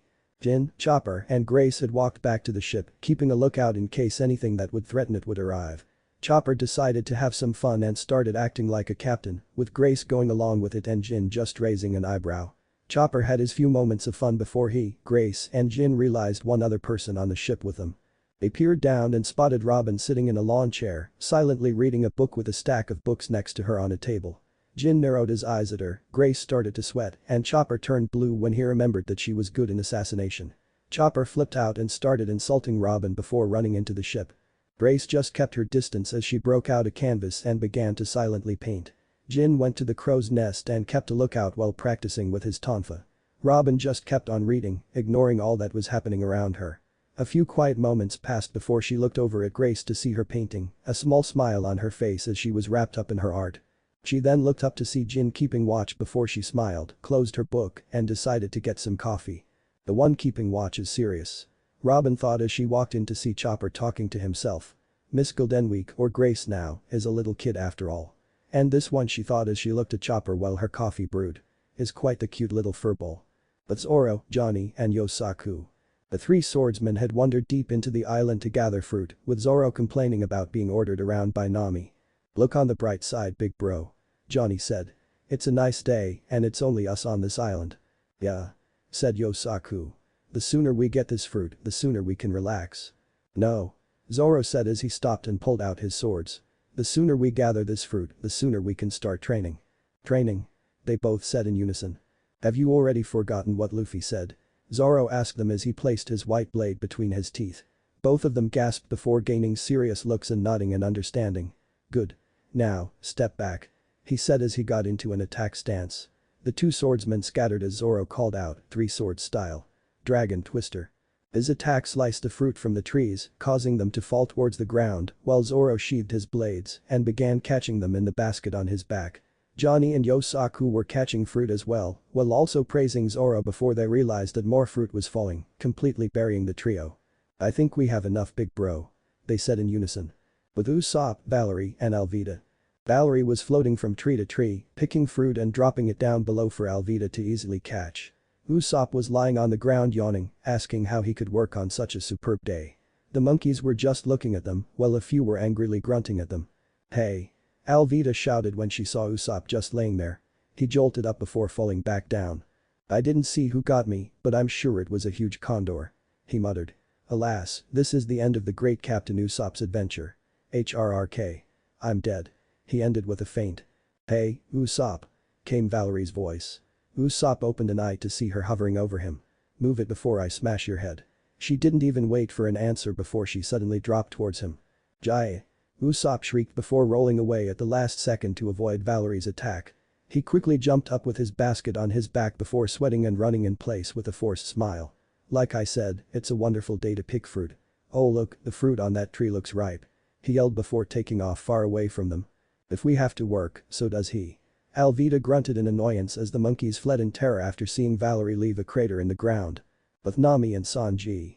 Nami had brought her equipment to map out the island, with Sanji tagging along and spouting out words of romance, much to her annoyance. Sanji kept up with his undying words of love before Nami finally knocked him flat on the ground. "Can't I take one stinkin' measurement of the island without you annoying me?" she screamed out, her fist still smoking. Though Nami Sanji groaned from where he lay on the ground, a bump on his head and hearts in his eyes. "You're so beautiful when chewing me out." He slowly got up and followed after her, still spouting nonsense, while Nami did her best to tune him out and write in her notebook. This was going on for about 20 more minutes, with Nami steadily growing more annoyed. She had scribbled some more notes down before picking up her gear and walking again to map another spot, her thoughts clear, now that Sanji had shut up. "Wait, shut up." Nami turned to see Sanji standing there, his eyes overshadowed as he lit another cigarette and took a long drag before exhaling. "Sanji," she said as she walked back to him. She stopped when he lifted his head, a forced smile on his face and a muscle evident on his forehead. "Pardon me for a few moments, Nami-san. I need to go find Luffy and kill him." And with that, he took off in a random direction at top speed, his body threatening to burst into flames as he cried out, "Luffy." Nami just stood there before she deadpanned, able to come to one conclusion. "That rubber-brained moron," she thought. Who was it this time? Alvida? No, Jiko. Probably Vivi since she went to talk to him. She released a sigh and reached over to grab her stuff but stopped when she felt something touch her hand. She looked down to see a drop had fallen on her hand. "Is that rain?" she thought as she looked up at the sky. "Can't be. I would have known if it was going to rain. But if it's not rain," then she slowly reached up under her eye to feel a warm streak on her cheek. "Am I crying?" she thought before shaking her head. "Nah. That's ridiculous. I didn't cry when Luffy slept with no Jiko or Alvida. I mean, yeah, I was mad when I heard he slept with that Miss Doublefinger, but that was his choice. What happened between me and Luffy was a one-night stand, wasn't it?" But Vivi. Vivi was looking around for Luffy, who had immediately vanished deep into the island after running off to gather fruit. Karu went the same direction that Luffy ran off to, but lost Luffy shortly afterwards. "Where'd he go?" Vivi asked as Karu was slowly walking through the trees. Vivi kept her eyes open before she heard Luffy's distinct laughter off in the distance. "That way, Karu," she said as she made Karu change direction and run off towards the laughter. Karu ran for a few moments before stopping at the sight of Luffy running alongside a group of terrified monkeys. "Ooh. Ah." Luffy grunted as he ran like a monkey. "Luffy?" Vivi shouted. Luffy looked at her as he ran before running into a tree, then right through the tree. Luffy just laughed before he ran towards her while the monkeys kept running. "Hey, VV. Watch it point out here?" he asked before seeing that the baskets she had were empty. "You need help picking fruit or something?" "No. I came to ask you something," she said with a serious look on her face. Luffy tilted his head in confusion as she went on. "Since you're from the future, you'd know if Robin is indeed trustworthy. I need to hear it from you. Is it safe to have her on the crew?" "Yep," Luffy said without hesitation, a big grin on his face. "Like I said, she's not a bad person. She joined the crew and stayed, even after all that happened after she joined." "I still don't like it," VV said as she turned away and crossed her arms. Both of them just stood there as a breeze swept through the trees. Luffy's smile slowly faded before he sighed. "Give her a chance, VV. I know that you two will be friends," he said. VV turned and glared at him after he said that. "After all that she did?" VV yelled. "She was helping Crocodile overthrow my country. And also that Crocodile could find the Pluton. Does that sound like a good person to you?" "Crocodile stabbed her last time," Luffy said. VV stopped talking as he went on. "I don't quite remember all that she said last time, but she said that she had decided not to give him the ancient weapon. That all she wanted was to read the Poneglyph." "An idiot's poneglyph," VV corrected him. "Right," Luffy said before he laughed. "Still, she's not a bad person. She only wants to learn history." VV just kept glaring before sighing, with Karu walking up close to her and quacked at her. Luffy frowned at seeing her upset about it before he smiled and tapped her shoulder. "Tag. You're it." And he suddenly vanished. "Huh? Tag. Luffy," VV shouted. Luffy's laughter could be heard from all around her and Karu, both of which were now staring around. "Come on VV," Luffy said as he reappeared next to a tree in front of her. "Don't just stand there. We're playing a game." "How did this turn into a game?" she asked, making him laugh and taunt her. "And catch me," he said as he ran off in one direction. VV sighed before she and Karu ran off after him. "Luffy," VV yelled as she ran deeper into the island. She kept on running while looking around, trying to find him, while Luffy just kept on laughing and taunting her. She stopped for a breather after a few moments of running and leaned up against a tree. "I'm not in the mood for games, Luffy," she said before she found herself being lifted into the air by Luffy's stretched out arm. "What? Luffy? Put me down," she shouted as Luffy held her upside down by her waist and up to eye level with him. "I thought I saw something that way," he said as he hung to the tree by his legs and pointed off into a random direction. "Let's go check it out," he said before he stretched his arm out and launched the two of them skyward, with VV screaming the whole way. Karu just quacked in surprise before running off trying to find them. Luffy was laughing as they soared before they started approaching the ground and inflated himself to give VV a softer landing. Shishy. That was fun." Luffy laughed before being thrashed by an enraged VV. "How was any of that fun?" she roared as Luffy now lay on the ground with a few bumps on his head. She took a deep breath to calm herself before sitting up next to a tree. "What did you see anyway?" she asked as Luffy got up and looked around. "Huh? I can't see it," he said before laughing. VV just rolled her eyes as she sat there, her energy spent from dealing with Luffy. Luffy just looked at her for a few moments as the sun shone through the trees, lighting VV up a bit. A small blush came to his face as his heart started beating faster while he smiled. "What?" VV asked when she noticed Luffy staring at her. "You're beautiful," he answered bluntly. Out of all the answers that VV had been expecting, that was not one of them. What?" she said, her face going red at his statement. "Where did that come from?" she thought as Luffy sat down next to her.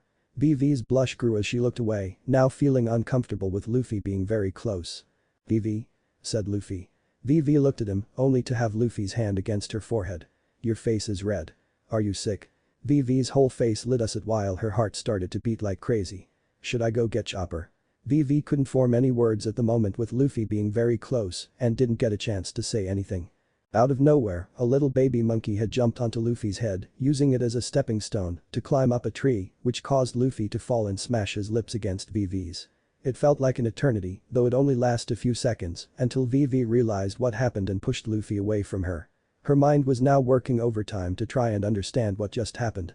Luffy, however, was smiling as he placed a hand on her cheek, letting his instincts take over. "This Luffy and I kissed my first kiss," was all that VV could think about at the moment. It was only when she felt Luffy's hand on her cheek did her mind stop. All her attention now was on Luffy. The strange pirate captain that appeared out of nowhere, defeated Crocodile, saved her country and people and was slowly leaning closer to her. She didn't have time to think as Luffy slowly kissed her again. VV's mind had finally had enough and slowly shut down, leaving her at the mercy of her heart and Luffy's kiss.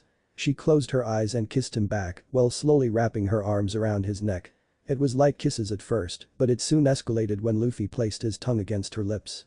She parted her lips to allow him entrance and soon felt the wet organ feel every part of the inside of her mouth. She'd release a moan the few times his tongue came in contact with hers while he gently laid her down on the ground and wrapped his arms around her waist. She then decided to fight against him with her tongue but was quickly overpowered by his. They broke apart after a while for air, both of them panting and staring into each other's eyes. "BV," said Luffy, a small smile coming to both their lips before they went back to making out, with Luffy gently placing his hat out of harm's way. They rolled over so that VV was now on top and Luffy on the bottom. His hands were slowly exploring her back, making her shudder in delight at his touch while she undid the sash to his robe. She sat up and on his waist and opened the upper part of his robe and exposed his torso, showing his muscles that were usually hidden away from the world. She viewed every bit of his body that was before her, which served to increase the heat inside her own body.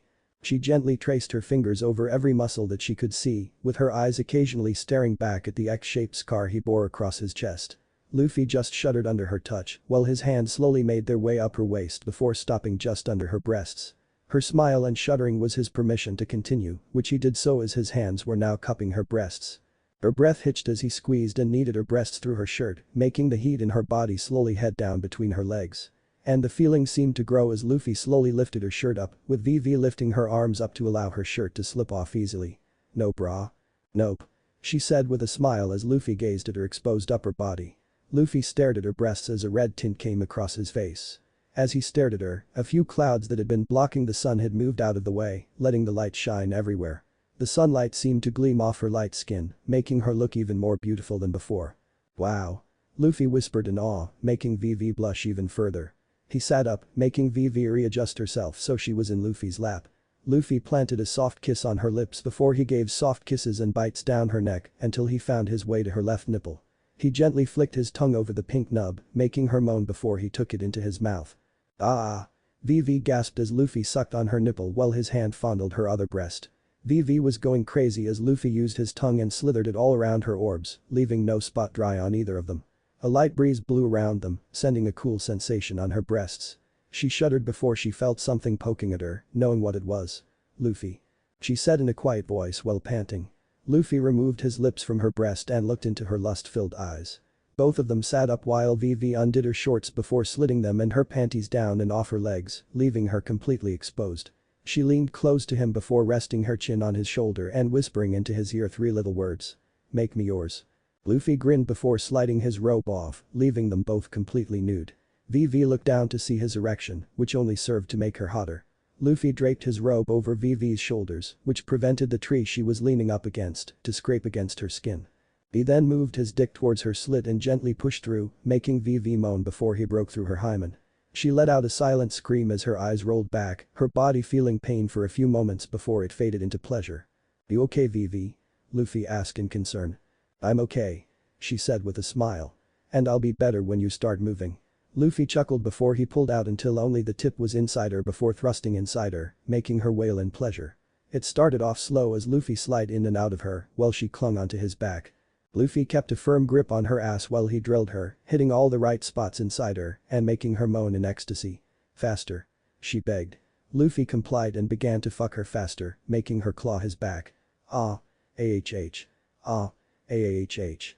She cried out with each thrust, nothing but pleasure spreading throughout her body. She could feel herself coming close as she managed to say, "See close." "Me too," grunted Luffy. He could feel himself twitch inside her before he couldn't hold it any longer.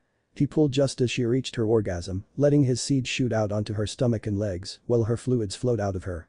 VV was panting as she leaned against a tree and slid down to sit. Both of them just breathed for a few moments before she looked up at him and smiled. They didn't say anything for a few moments before she leaned and gave Luffy another kiss. "Luffy," came a distant roar, shocking them both out of their current state of mind. "That sounded like Sanji," VV said before she looked down at herself, her front side covered in Luffy's seed and nothing but a robe over her shoulders. She freaked out before looking at Luffy with panic and worry in her eyes. "We can't let anyone see us like this." "Why?" Luffy asked, making her jaw drop. "Are you stupid?" she whispered in anger. "You want the others to know what just happened? Is that bad?" Luffy asked, never understanding why they want to keep quiet. "Just go back to the ship," she demanded. "You've got my robe," he said as he pointed at her. "Now," she shouted, losing her patience. Luffy gulped before he grabbed his hat and disappeared.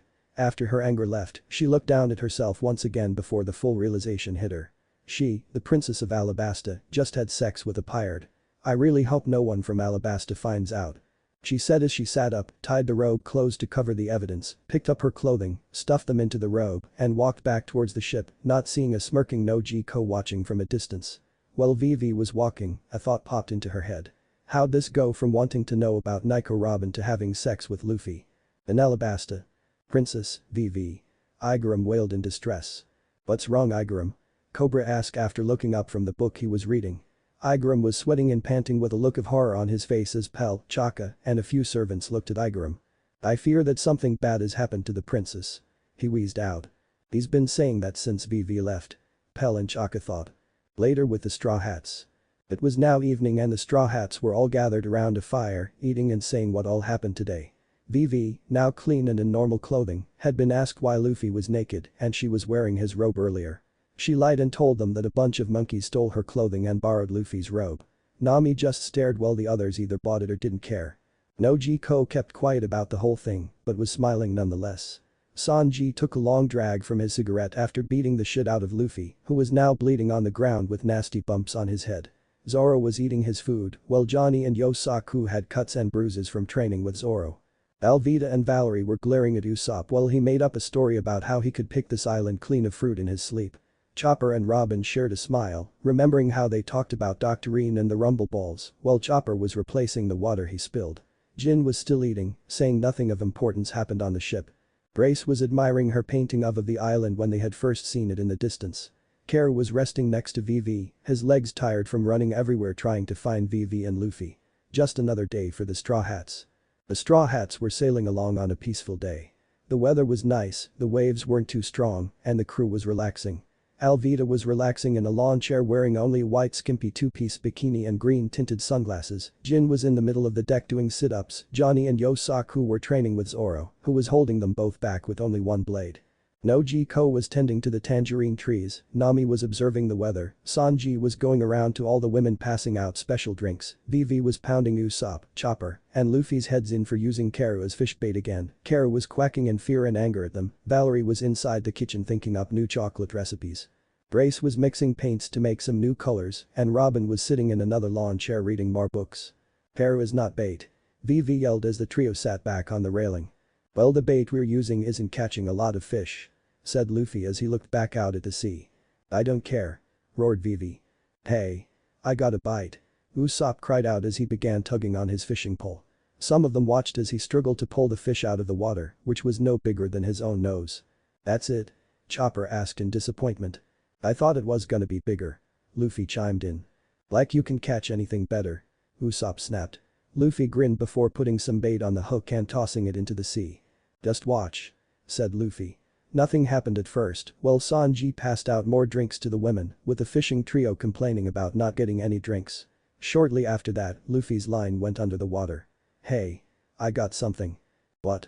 "A minnow," Jin asked just as Luffy pulled something huge from the water.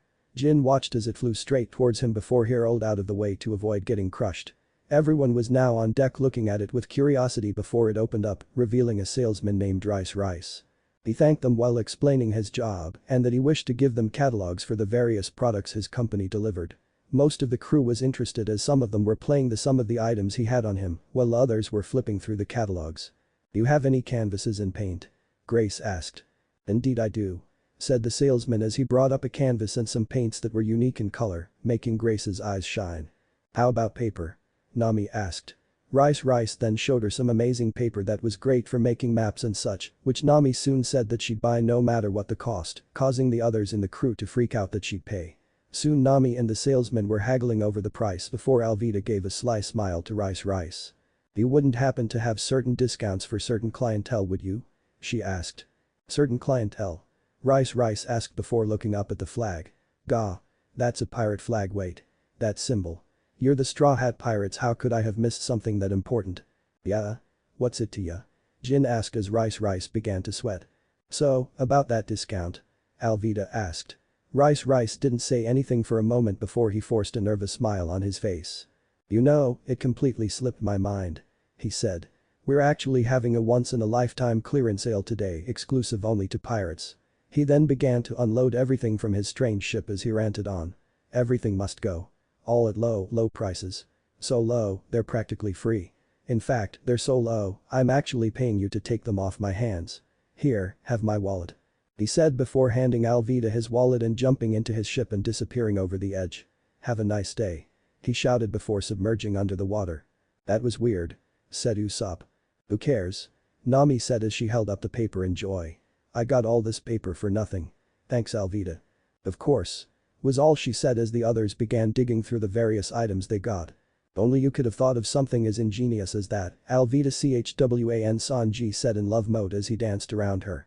Besides, where would we have come up with the amount of money that guy was asking for anyway? Asked Johnny as he was trying on a few pairs of sunglasses while Yosaku was looking for some headgear. Not a problem. Said Sanji as he pointed a thumb back at Luffy and Zoro. All we would have had to do was turn these two boneheads into the marines for their bounties. What? Most of them cried out while the others just glared at Sanji. Are you out of your mind? Asked Yosaku. After all that's happened? Joni asked while spitting a little. You really think I'd sit by and let you stab us in the back for some paper love cook? Zoro barked, looking ready to kill Sanji. If it's for Nami, it's worth it, Mosshead. Sanji barked back, making some of their jaws drop. He's serious. Some of them thought while Nami grabbed her paper and headed for the door. Listen up everyone. She said. I'm gonna be working, so no one bother me. On what? Usopp asked, only for Nami to wink and say that it's a secret before walking inside. While she was inside getting her ink and old charts out, the women went back to what they were doing while Sanji began to order the men to scrub the deck. Good luck.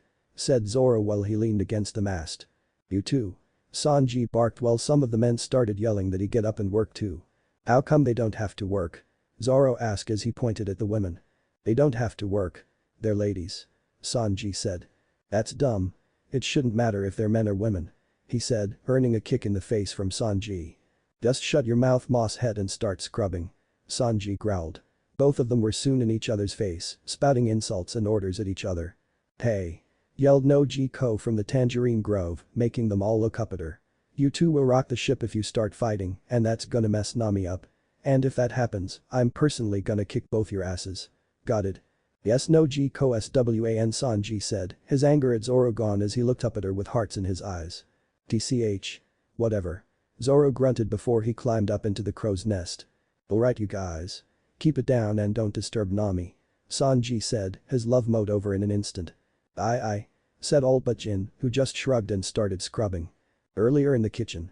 Valerie had taken a recipe book she had found among the items that was based around chocolate desserts and decided to try them out inside the kitchen.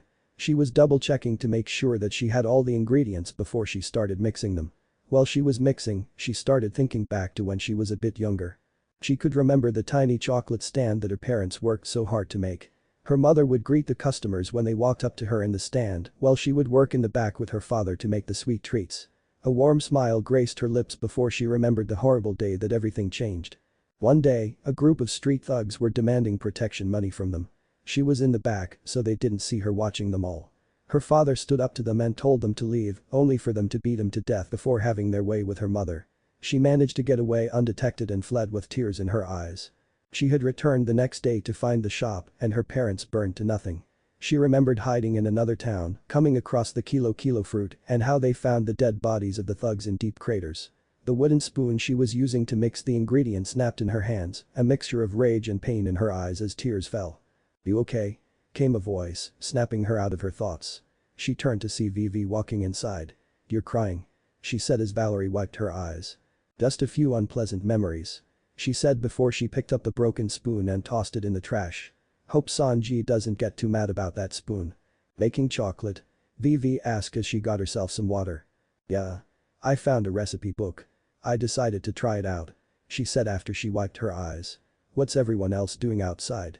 Nami's working on something inside the cabin, Alvida's sunbathing, Nico Robin's reading, Grace is painting on deck, Nojiko's tending to your tangerine trees, Zoro's in the crow's nest keeping a lookout, and Sanji has the guys cleaning the deck. Vivi said before sipping her water. Is that right?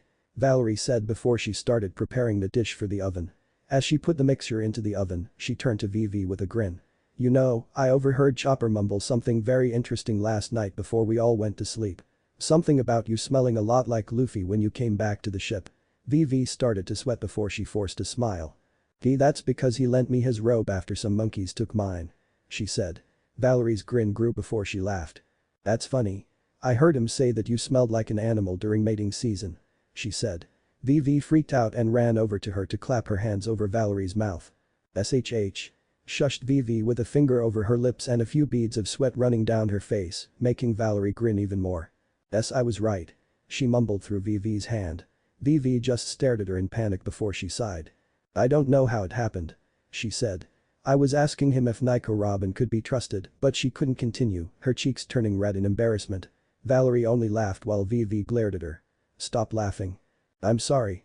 She laughed as she prepared an icing for the confection. "Look, I won't tell anyone, okay? You promise?"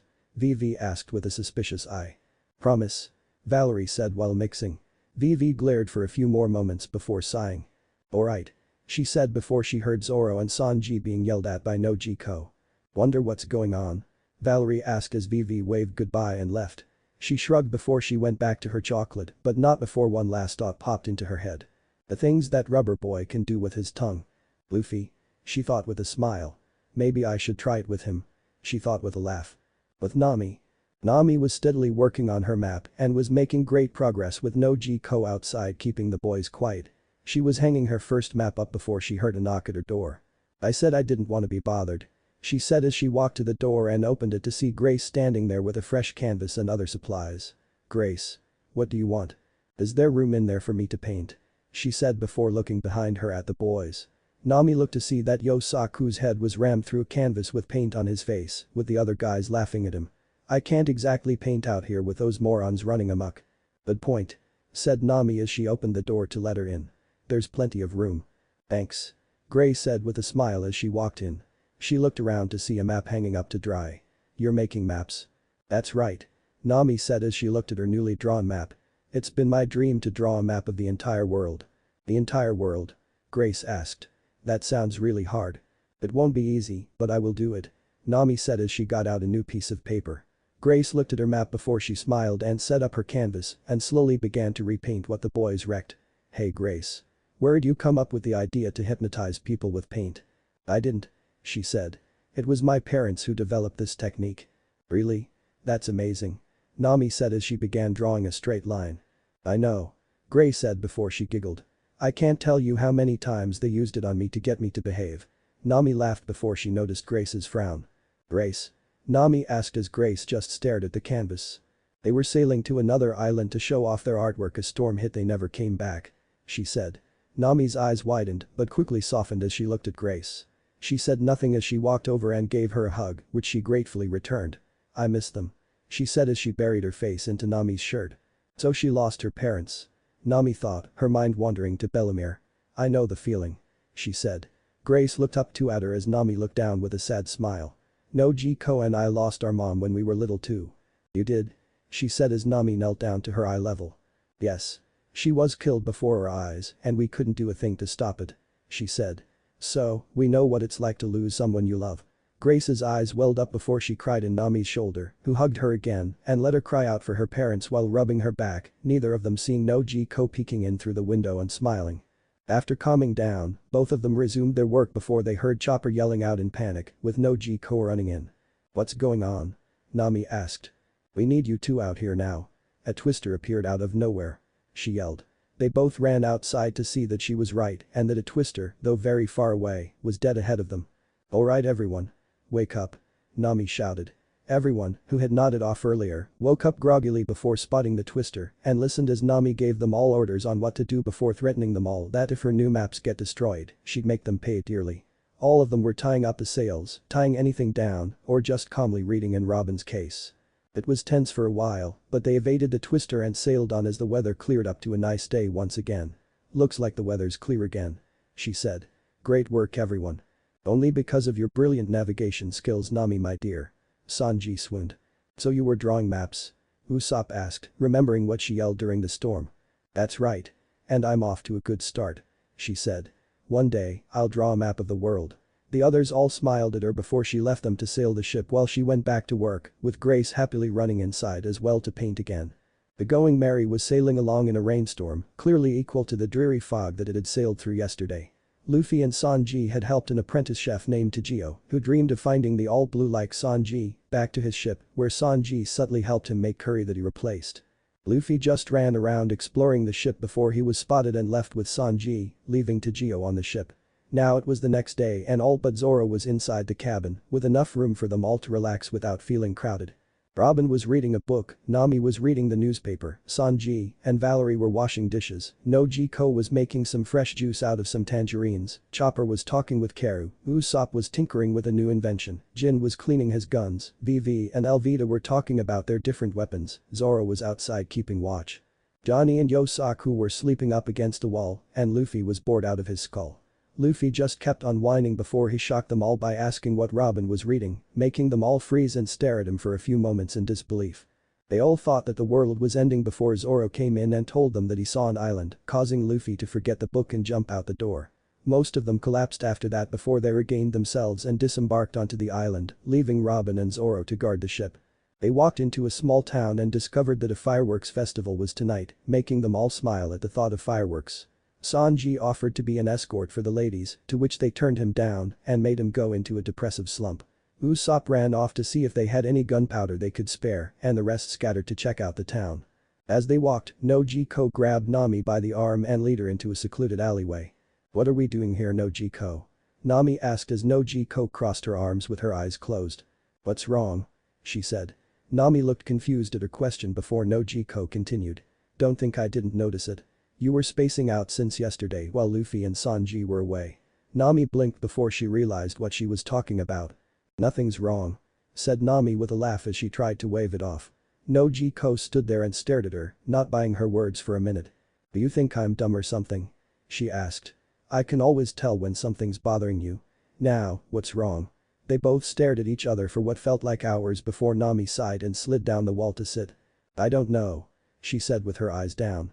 I think I like Luffy more than I thought I did." Now it was Nojiko who blinked a few times before she grinned. "You mean you love Luffy?" she asked as she sat down next to her. "I don't know," Nami said. "I didn't think about it until that last island we stopped at. I didn't mind at first when I found out Luffy was sleeping with others," she said as she looked at Nojiko, who was listening to her every word. "But when Sanji ran off to attack Luffy last time I just felt sad. I thought that it was a one-night stand between me and Luffy, but now I'm not so sure." "Have you talked to Luffy about this?" Nojiko asked. "No. Haven't had the chance to be alone with him," she said. "It's not easy talking to him alone when on the ship." "Well then, why don't you find him, drag him somewhere away from the rest of the crew's prying eyes, and ask him?" Nojiko suggested as they both stood up. "This town's got to have someplace quiet around here." "Alright." Nami sighed as they walked out of the alley. "First I gotta go find him." "Best bet is at a food stall," said Nojiko, making them both laugh. "That boy could probably eat the ship if he was hungry enough." "Sails and all." Nami chimed in, feeling better after talking with Nojiko. They waved at each other before splitting, with Nami keeping a lookout for Luffy. "Now, where is that idiot?" she asked as she looked around. -2 hours later. It took some asking, but she eventually found Luffy eating everything in sight at a stand selling various meats. Nami reluctantly paid for his food before dragging him off by his face to a nearby inn that was used by tourists around this time of year. She got a key, entered the room, and planted Luffy down on the bed before locking the door. "Nami," Luffy whined. "I was eating. Would you drag me away from the food?" "Because I needed to talk to you," she said as she walked over and sat on the bed next to him. "Okay. What?" he asked. Nami stared at him, her mind reeling at the simple fact that she didn't know where to begin. After some thought, she found a question to ask. "In your old time, how many women did you sleep with?" she asked. "None," he said. "Eh?" Nami said in confusion before she narrowed her eyes. "No way. You've slept with me, Nojiko, Vivi, Alvida, and even that double-finger chick. And you're telling me that you slept with no one last time?" "Last time I didn't feel anything. I didn't even know what sex was," he confessed. "Didn't feel anything?" she asked. "Then what changed this time?" That's when Luffy explained how Phil used his open fruit and opened his eyes to women. "Are you kidding me?" "No," Luffy said bluntly. "Huh. Guess a lot of women missed out then," she mumbled to herself. "So, who was your first this time?" "First what?" he asked, making Nami groan. "Who's the first woman you've slept with?" she said in agitation. "Oh," he said with a smile as he pointed at her. "You. Me?" she asked. "Yeah. That felt amazing," he said with that big grin on his face. Nami blushed before she remembered why she wanted to talk to him. "Hey, Luffy. Do you know what love is?" she asked. "Love?" Luffy asked. "Like how you love money?" "No," she said. "Like how Zoro loves booze and training?" "No," she said, this time in annoyance. "Oh. Like how Sanji loves every woman he sees?" he said, earning him a bashed head. "No," she roared, having enough of his stupidity. She calmed down as he nursed the swollen bump on his head. "Then what?" he asked in pain. "I'm asking if you've ever loved someone before," she said, finally getting to the point. "Oh. Yeah," he said. Nami felt her heart constrict at his words. "You have?" she asked. Her eyes were threatening to well up as a feeling of pain began filling in her chest. "Yeah. All the friends we made on our journey in the Grand Line," he said. Nami blinked at that as he continued. "And the mountain bandits that raised me, Ace and Sabo, my grandpa, and all my crew. I love all you guys," he said with a grin. Nami just stared at him before lowering her head so that her eyes were shadowed over. Her shoulders began to tremble as Luffy's grin dropped. "You okay, Nami?" Nami's only answer came in sudden laughter as she fell on the bed. "Why are you laughing?" he asked. "You're being weird today." "I'm sorry," she said after calming down. "I was worried over nothing." "Don't worry." "Really?" he said before smiling. "Alright then. I'm off to eat," he said as he walked towards the door, only to stop at something tugging his robe. "You know," Nami said in a quiet voice. "I do have this room until we leave, and the fireworks aren't until tonight." Luffy looked back at her to see her smiling up at him with half-lidded eyes as she removed her sandals. Luffy blinked before she slowly stood up, gently moved his straw hat to the table, and kissed him. Luffy's brain clicked as he kissed back, which soon turned passionate as they both fell on the bed. He kicked his sandals off as they made out, both of them slowly kissing each other and wrestling with their tongues. They soon broke for air and were panting, while Luffy planted soft kisses along her collarbone. "Wait. I forgot about the window," she rasped. "Someone might see." "Is that bad?" he asked. "This isn't something I'd like to be seen by everyone," she said irritably. "Okay," Luffy said before stretching his arm over and pulling down the window blind, making it a little darker in the room. "Better." "Much," she said with a smile before they went back to making out. They were both moaning and kissing and biting each other as Luffy's hand slid down to Nami's ass, making her shudder at his touch. She could tell that he was getting better at this, even though it was only their second time. Luffy gave her butt a squeeze, making her cry out at the sudden pressure. She bit down on his shoulder as he played with her ass, sliding his hands under her skirt and panties to squeeze the soft flesh. Luffy didn't mind the biting as he slid his hands out of her skirt and under her shirt and bra to fondle her breasts. She bit down hard enough to draw a bit of blood so she didn't scream out as her body was heating up inside. "Bigger," Luffy said suddenly. Nami looked up at him after releasing his shoulder with a confused look. "Your breasts feel bigger." Nami only smirked at him as he lifted her shirt up and off her body, revealing a white bra underneath. "They are bigger." "Just a little," she said with a blush. "You like?" she asked as Luffy removed her bra and licked a nipple with a smile. "Yes," he said before nibbling her nipple, making her yelp and squeal in pleasure. Luffy fondled her breasts as he left subtle bite marks all over them, licking each one as he went along. Nami ran her fingers through his black, scruffy hair while biting his ears, making them stretch a bit and making him moan and smile as he played with her body. After he had enough of her boobs, he slid his tongue down her body, his teeth hooked onto her skirt and panties, and slowly pulled them down her legs until she was completely bare before him. She only smiled before spreading her legs, showing her moist pussy before him. "You said you were still hungry, right?" she asked with a sly smile. "Then eat." Luffy smiled equally as sly before leaned down and gently brought his tongue to her sex. She moaned as he traced her moist lips with tongue before delving it deep inside her, making her scream in delight. Her mind was still functioning to realize that he was getting deeper with his tongue, hitting all the right spots before she screamed as her back arched into the air. Luffy lapped up her juices as they fell from inside her until she was done, leaving her to pant and sweat. "Tastes sweeter," he said as he licked his lips. Nami smiled at him with glazed eyes before she sat up, grabbed him by his robe, and flipped them over so that she was on top. "My turn," she cooed as she slipped Luffy's robe off of him, leaving his toned body before her. She smiled as she saw his muscles, one of which was reacting at the side of her. She grinned as she licked her lips hungrily before she licked his throbbing member. She licked around the tip as it rested snugly between her breasts. Luffy shuddered and groaned at the feeling of her soft tits encompassing his dick before she started sucking. The mixture of her breasts and mouth ravaging his member made him grip the bedsheets as she made slowly bobbed her head up and down. Luffy found it a little hard to breathe as she continued massaging his groin with her breasts, going steadily faster with time. She slowly took as much of his dick into her mouth as she could and ran her tongue around the hot organ while he moaned her name, making her pussy throb as well. "And Nami?" Luffy groaned. "I'm close." Nami prepared herself as she suddenly felt Luffy's dick shoot his seed down her throat. She drank what she could before it was too much and released his dick, letting some of it shoot out onto her breasts. He laid there panting after shooting off his load before looking and seeing some of it on Nami. "Sorry Nami. I made a mess." "It's alright," she said as she used her fingers to lick it off herself.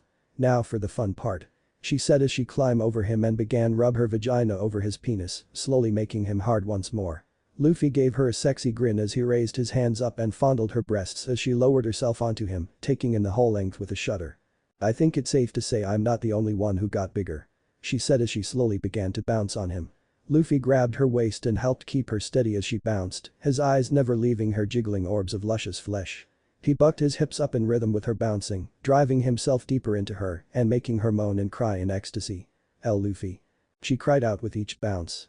Just hearing his name made him buck harder into her until she was screaming at the top of her lungs. Outside the door. Some people could hear Nami shouting as they held a hand up to their ear, blushing with big smiles on their faces. "Oh man, go," one of them whispered. "Back to the sex." "And Nami?" Luffy groaned as his dick twitched, telling Nami that he was close. She removed herself from him before sliding her vagina up and down his shaft, making them both grunt and moan as her clit rubbed against his dick before they both screamed in unison. They laid there panting and sweating from their orgasms before looking at each other with a smile. "That was better than last time." "So much better," she said before she leaned up to his ear and purred in a quiet voice. "Care to go again?" Hours later. It was now minutes until the fireworks and the whole town, along with the Straw Hats, were now waiting to see them go off. Usopp was nowhere in sight while the rest of them were all leaning up on a higher spot to watch the fireworks. While they were all talking, Sanji was calmly walking up towards them and taking a drag from his cigarette. Shortly after that, Luffy came by with his face so full of lumps it looked like he tried shoving a few dozen watermelons in his cheeks. His eyes were black and swollen, his teeth were broken, and his face was black and blue everywhere. "Why do you keep beating Luffy up?" Chopper yelled as he began treating Luffy's face. "Oh no," Sanji said as he looked to the sky. "Those fireworks starting soon." "Almost," Gray said as she munched on a rice cracker. While they were waiting, Nojiko started whispering to Nami. "Did you find your answer?" she asked. Nami looked at her with a smile, letting her know that she did. Nojiko smiled before asking, "So, why are your legs trembling?" "Because it's taking all my strength to stand," Nami whispered back. "We went for hours. Everything from the waist down is sore." Nojiko snickered, earning her an elbow to the ribs as everyone started talking about how the show was about to start. They waited before colorful explosions filled the sky in a grand fashion, with the whole thing ending with a firework so huge, it looked like a meteor shower had completely filled the sky. A roar of cheering and awe filled the whole island as the annual fireworks festival came to a glorious end. Boom. Zoro's eyes slowly opened at the sound of the cannon going off, which was soon followed by sound of something exploding off in the distance. He could hear his crew shouting from the front of the ship about the great shot before he reached for his sword as he looked to his right to see Robin there with a blanket in her hands. Both of them then began a conversation about rumors about his title of pirate hunter before she left with a smile to read her book while he thought about the dream he was having of when he first met Johnny and Yosaku. Hard to believe that they'd become pirates of their own free will. He thought. He was truly surprised that they'd accept Luffy's invitation, but now they're here so that was it. Still, Luffy's words about what was to come if they didn't get stronger still buzzing in his head. "I must get stronger. We all must get stronger," he thought. Later that night. The crew had just finished dinner, even with Luffy trying to take food off of their plates from start to finish, before they all did their own thing before getting tired. Zoro, having rested earlier, was put on watch for the night while the others were heading off to bed. Zoro was looking down from the crow's nest to see everyone disappearing into their quarters before he stopped at Luffy. Luffy was about to walk in before he suddenly stopped, having a feeling that he was being watched. He looked up to see Zoro looking right at him with a serious look on his face. A few moments passed as Luffy silently understood and stretched his arm up towards the crow's nest. He latched on before flying up and landing right next to Zoro. "Need something, Zoro?" Luffy asked. "Yeah. Training," Zoro replied. "But it's night and I'm tired," Luffy whined. "Not now, Dumbus." Zoro barked before regaining his composure. I mean that we should start some serious training at the next island. Isn't that why you came back? To train us to be strong enough so that we'll win the upcoming battle. Yeah. It is. Luffy said. You're right. We'll train at the next island. Luffy turned around and was about to jump before Zoro stopped him. One more thing. Zoro said. Luffy looked back at him as Zoro finished. I know you're from the future, so I need one question answered. Nico Robin. Is she trustworthy? Yeah. Luffy said with a smile. She was an original crewmate last time. Original crewmate? Zoro asked with a raised eyebrow. Yeah. The crew wasn't this large last time. Said Luffy. Then who was here last time? Zoro asked. Let's see, me, you, Nami, Usopp, Sanji, Chopper, and Robin. Luffy said while holding up his fingers. Just 7? Zoro asked. There's also a few others that I asked to join, but we haven't gotten there yet. Luffy said with a grin, thinking of all the friends he was gonna see again. Who? Zoro asked. Not telling. Said Luffy. What do you mean not telling? Zoro asked. I don't want to give away all the surprises. He said.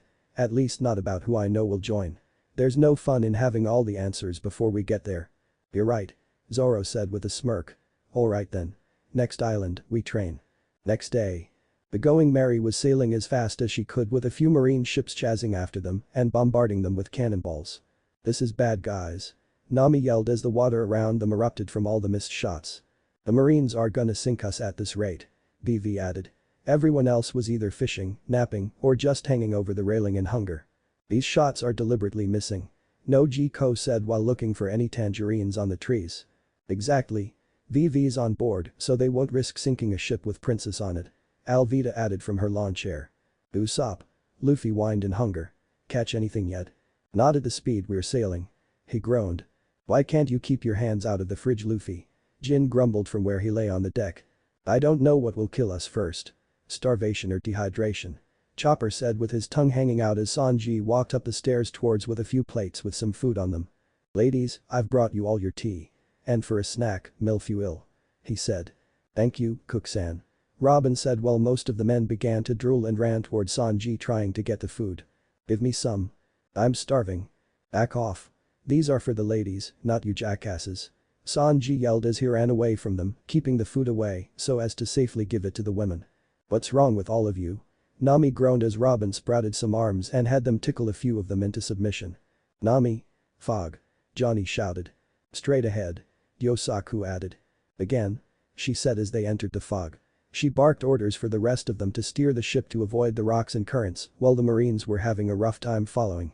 One of the marines suggested that they turn back while another said to keep going after them. Withdraw the ships. Commanded the sergeant of the fleet. But sir, our orders from Captain Moore are to apprehend the Straw Hat pirates and safely rescue Princess Vivi of Alabasta. Said the corporal. Captain Moore's not here. Right now, I'm in charge. And I say we withdraw. Said the sergeant as he walked away. Why yes, sir. The corporal saluted before looking at the blurry speck of the Going Merry while the marine ships withdrew. It was tense, but the Straw Hats finally got out of the fog. Hey, there's an island straight ahead. Usopp shouted from the crow's nest. Everyone was looking at it in interest for different reasons. Luffy and most for food, Zoro for some serious training, Nami to make a map of it, and Robin to explore and to search for ruins. They all got off the ship and were gathering around while Aspiglas was looking at them all up the hill. 14 people and 2 animals. Said an aged voice as he messed with an abacus. You won't leave this island alive. He said as the Straw Hats all began venturing in towards the island. They kept on walking before Luffy suddenly stopped. Something wrong, Luffy? Vivi asked from atop Karu.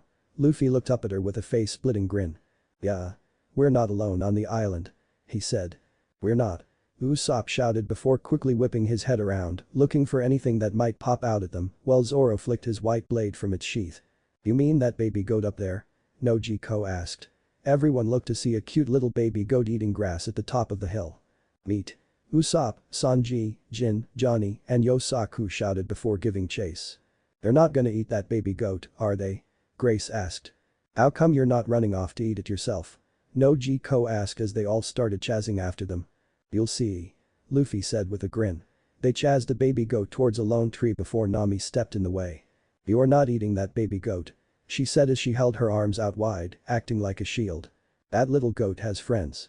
Said Zoro while flicking out his white blade. Everyone looked around to see a few dozen adult goats had surrounded them, each of them with angry looks in their eyes. "It lured us into a trap," said Chopper as the goats all began charging towards them. "No choice then," Zoro said as he pulled out his white blade while the others all got out their weapons as well. "I got this," Luffy said as he calmly walked towards the goats.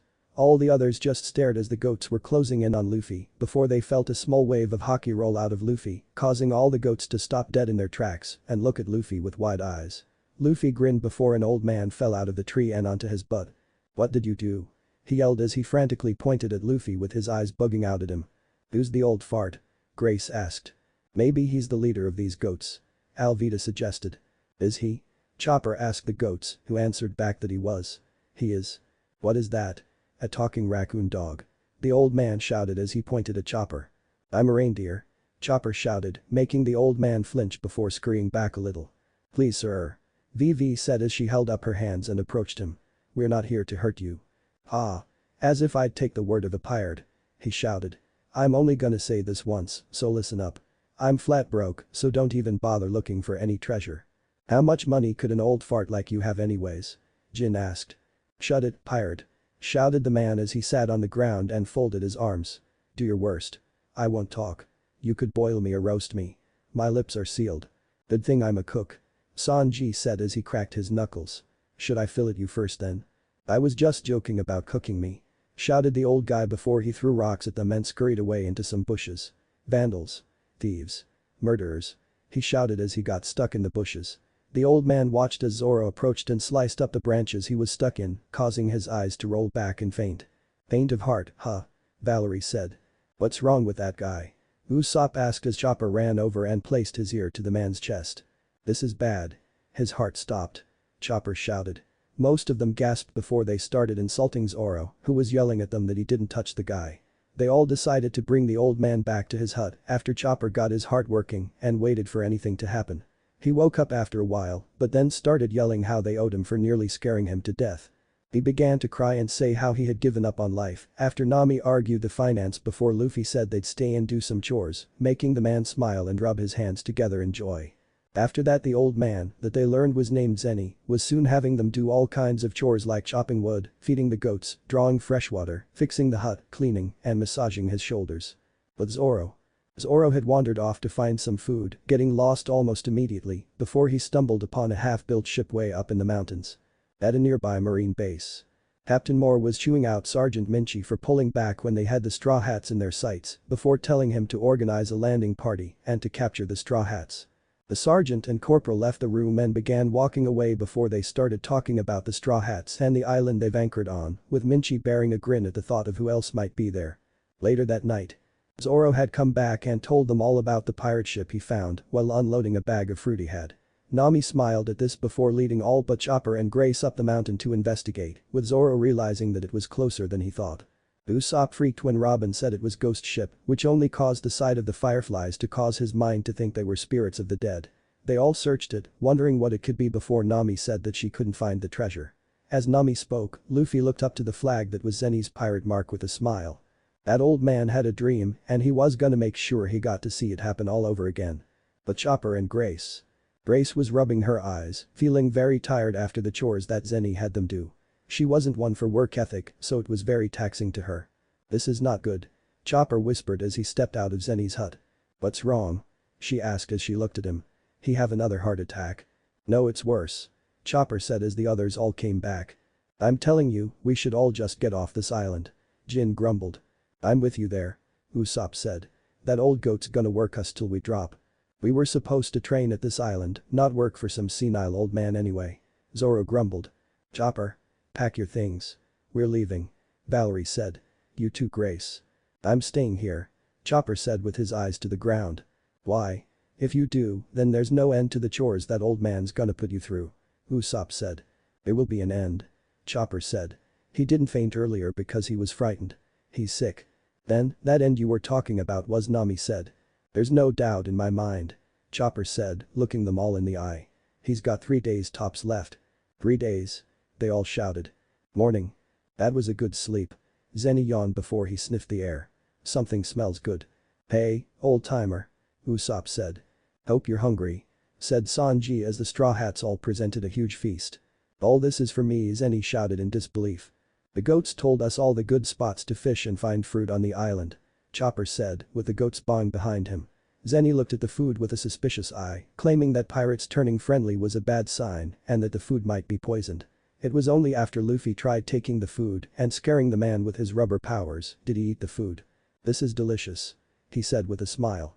The Straw Hats were all encouraging him to eat, with Sanji claiming to make more if he wanted. Nami punched Usopp after he tearfully said that it could be a last meal, which Zenny didn't quite catch. Zenny happily ate before he dropped his chopsticks and brought his hands to his throat, scaring all the Straw Hats before he swallowed. "Too delicious. I forgot to chew," he said, causing everyone but Robin to fall over.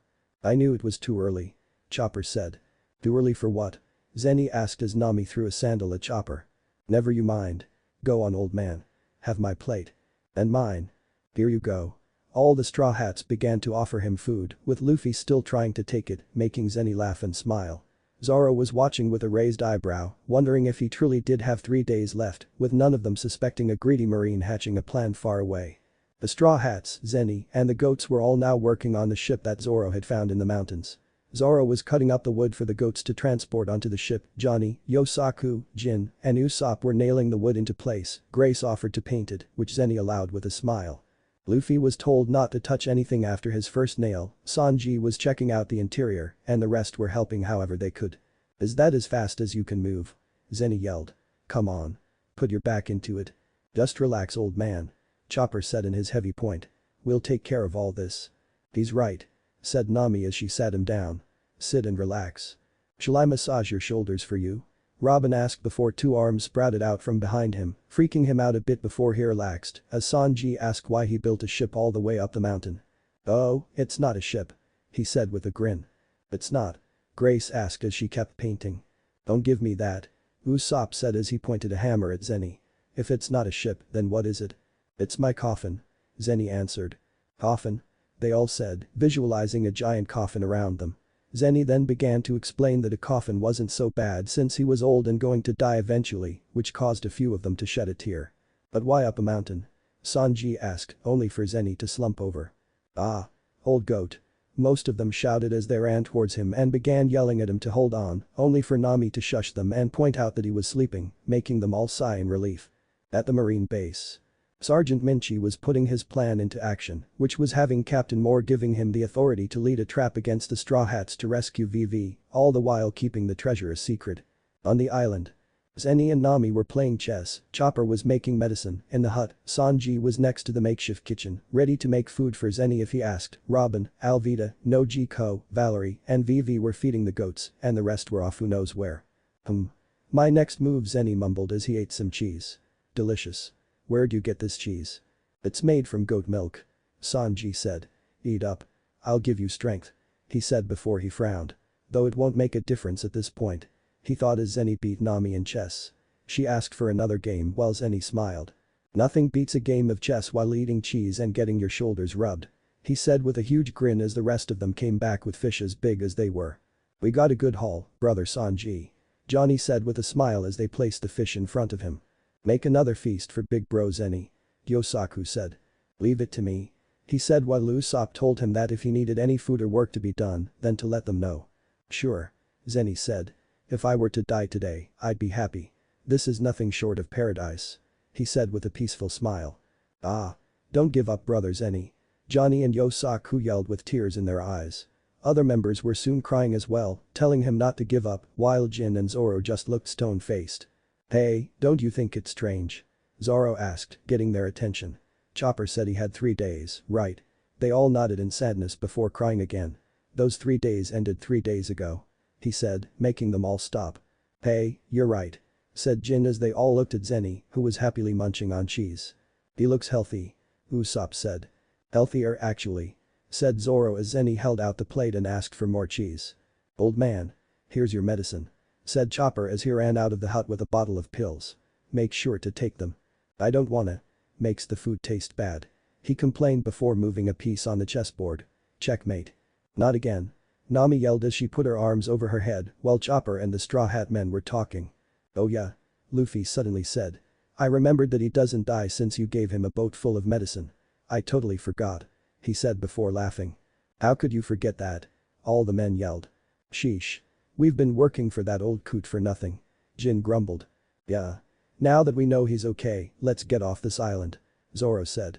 For once, I agree with Mosshead, said Sanji. Hey Nami, we're setting sail.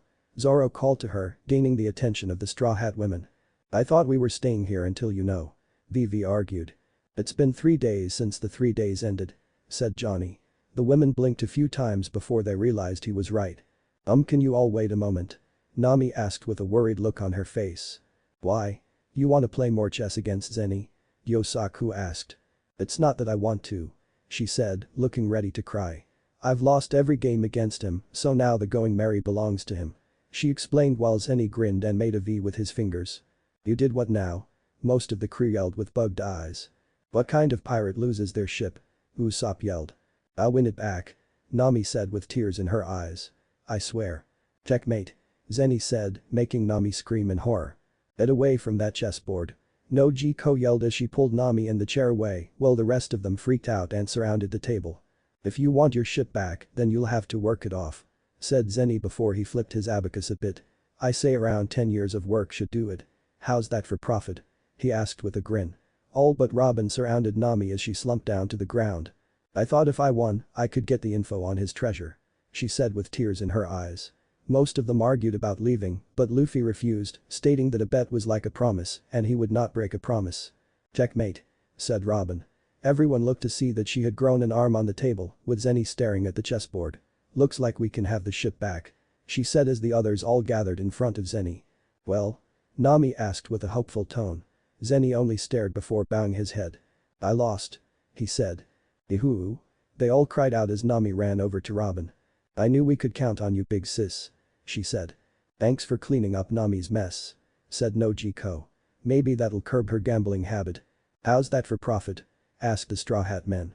Don't push it, Zenny said as he backed away before laughing his ass off. I've lived a long life, but I've never met pirates as great you all. You guys are the best. Time for a party. Yeah. They all shouted along with the goats. Later that night, everyone was eating and laughing as they sat around a campfire where they learned why Zenny was on this small island. 20 years ago, he was moneylender Zenny, a man who loaned money to pirates. He told them all that he was driven by his dream before he washed onto this island, and that dream was to become a pirate. He told them that his ship was destroyed by some pirates before he washed onto the island and that he'd spent a long time building the ship to escape but became too old to set out. You shouldn't give up, old goat guy, Luffy said with a mouthful of food. Zenny looked at him as he continued. Doesn't matter how old you get. Anyone can become a pirate. Zenny's eyes widened as a few of them told Luffy it was a bad idea. He's just drunk. Right, Zenny? Nami said. I'm drunk alright, Zenny said with a laugh. This kid's got me thinking. A toast to the Zenny pirates' maiden voyage. Panpai, they shouted. They kept on partying before most of them fell asleep, with Zenny and Robin talking up on the ship. She told him about how Luffy saved her when she wanted to die, with him telling her that she didn't look like she regretted it. Your life is just beginning. My dream will stay on this island, he said as dawn arrived, with two goats bawling in worry as they stared off into the distance. What's wrong? Down the mountain. Topper was running up from the coast towards everyone, stating that the Marines were there. What? They all asked before they jumped up and ran down the mountain to see one ship in the coast. It's only one ship, but why aren't they firing? Asked Usopp. Hello there, Straw Hat Pirates. Sergeant Minchi greeted as he stepped forward on the ship. And of course to you too, Princess Vivi of Alabasta. Looks like you're okay despite your present company. I'm Sergeant Minchi of the Marines. Nice to meet you. Nice to meet you, Nojiko said. Yes. Please forgive me for my rudeness last time, he said. Had I realized who you all were, I'd never have chased you down. And for that, I apologize. What kind of crap is this? Jin asked. Marines are supposed to chase pirates. Something's fishy about this guy, Usopp added. This has trap all over it, said Alvida as a few of them went for their weapons. Whoa. Whoa. Hold on. Minchi pleaded. I know you guys are the ones who took down Crocodile. Nobody on this ship would stand a chance against you. And even if I wanted to fight, I'd have brought more than one ship. Then what about all those other marine ships waiting in the fog? Luffy asked bluntly. Minchi flinched, confused and horrified that Luffy would know. What? He yelled out before compassing himself. I mean, what are you talking about?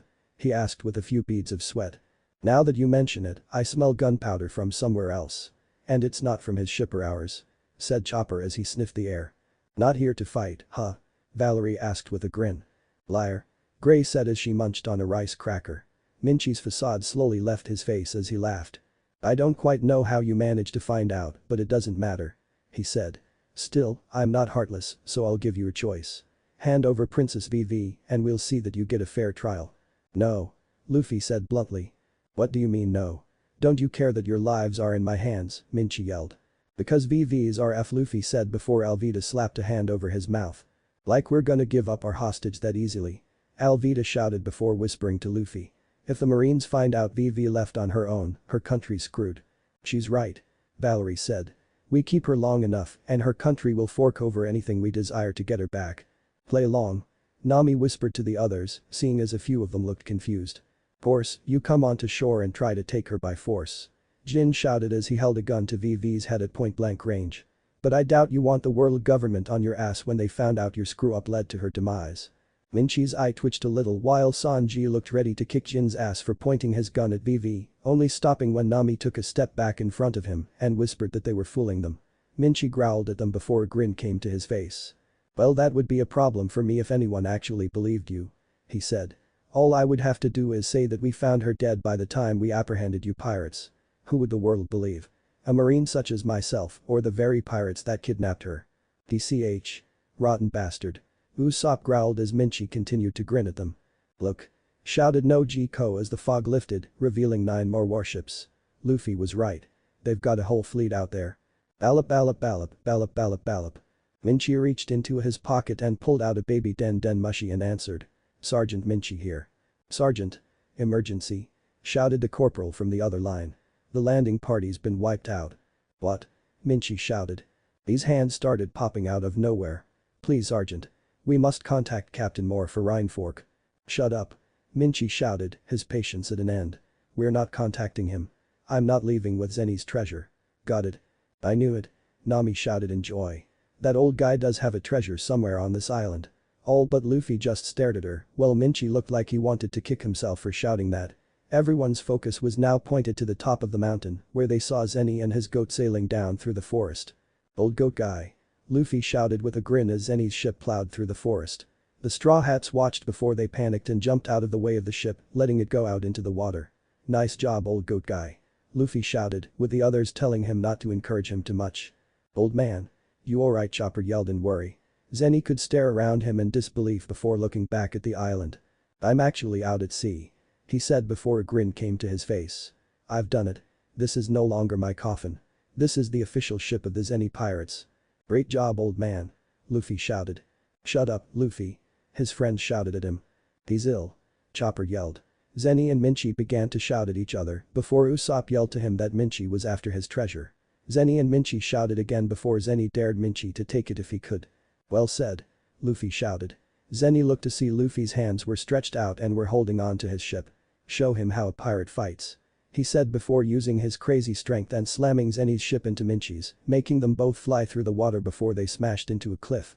"You dumbass," Luffy's crew shouted at him. "Would you do that?" Zenny asked from where he and his goat friends were scattered on his ship. "If you're a pirate, then it's alright for us Marines to kill your old ass," Minchie yelled. "Can that old guy even fight?" Zoro asked. Luffy's grin dropped when he remembered that before throwing his arms out and stretching them until he grabbed onto some ropes. "Boy, guys," he shouted to his crew that were getting the ship ready. "Grab on if you wanna fight." Jin, Zoro, Johnny, and Yosaku grabbed on before Luffy launched them towards the ship to help Zenny, whose goats were running wild on the ship, while Zenny laughed. Luffy and company fell into the water after Minchie sliced the ropes, leaving them to swim up towards it and drag Luffy's ass through the water before they reached the side and started climbing. Chopper was yelling for his friends to hurry and get the ship moving so he could check on Zenny. "Up on the mountain." "Is that true?"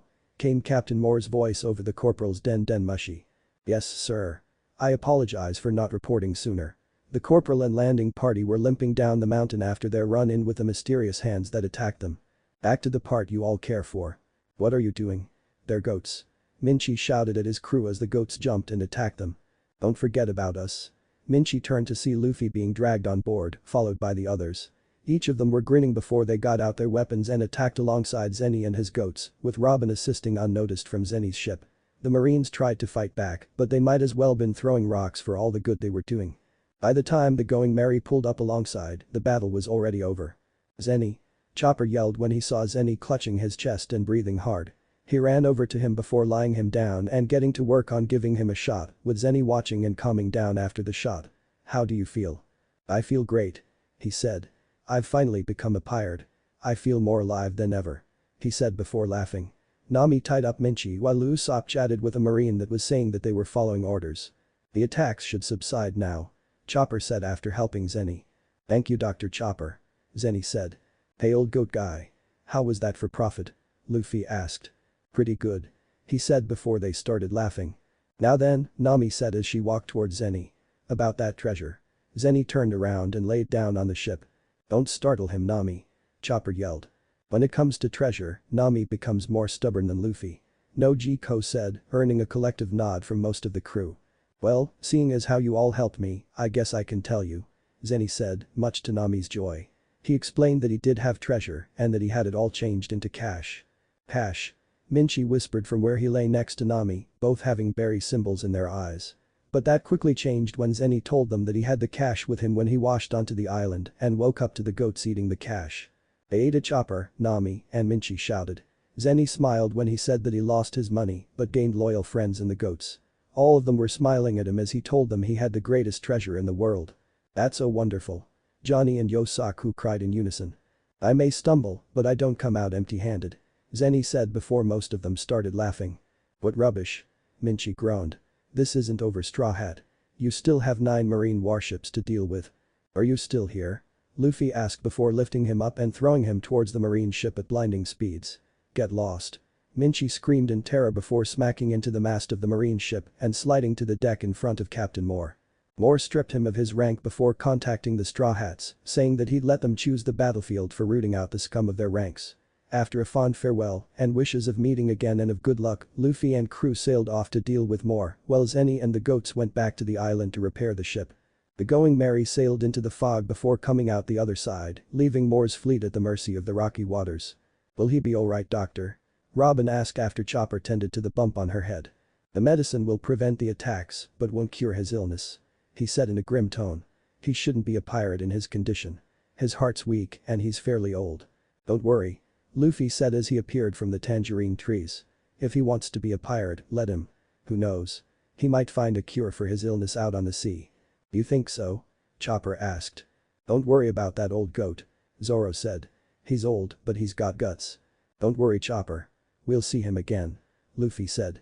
Chopper looked at him before he smiled. "You're right," said Chopper as the other crewmates all smile. "We'll be waiting," Luffy and Chopper shouted. "Zenny pirates. This is not working." Usopp yelled with tears in his eyes and bumps on his head.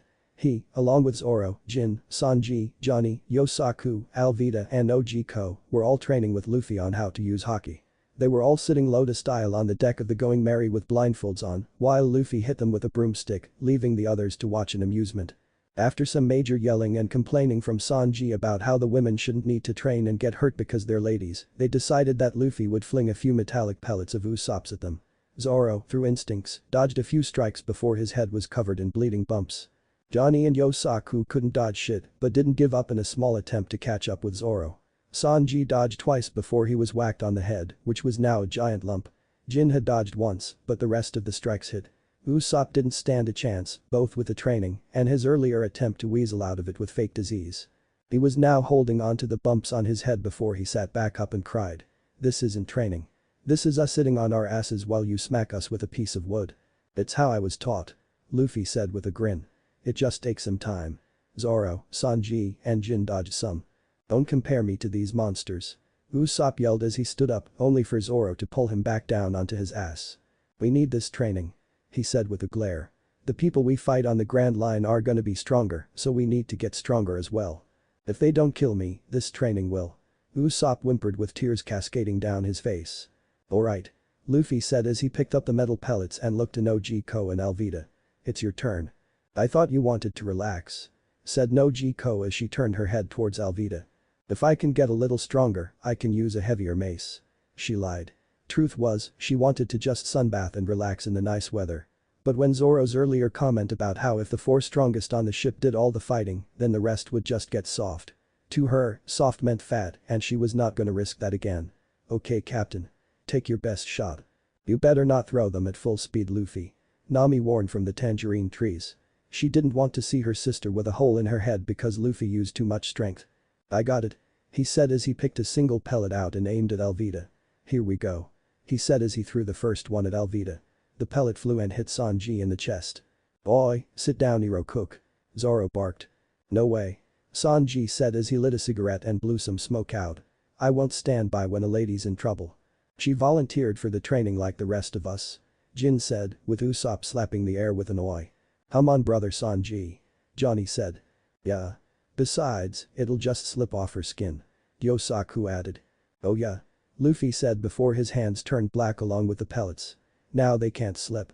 I said I'm not moving.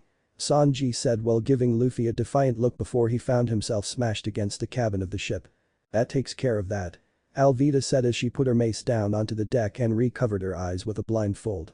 Alvida CHWAN Sanji groaned in a pained love mode with hearts in his eyes. Let's get this training done. Nojiko said. Right. Luffy said before he started lightly flinging the pellets at them. After a full minute, both Nojiko and Alvida had a few welts on their foreheads, shoulders, and arms. You guys didn't dodge any at all. Sorry. Nojiko said. Maybe we should try something else. This hockey stuff sounds really hard to use. VV said from the sidelines, earning a quack from Karu. How does he expect us to learn this? Grace asked as she painted another picture, with Robin reading a book next to her.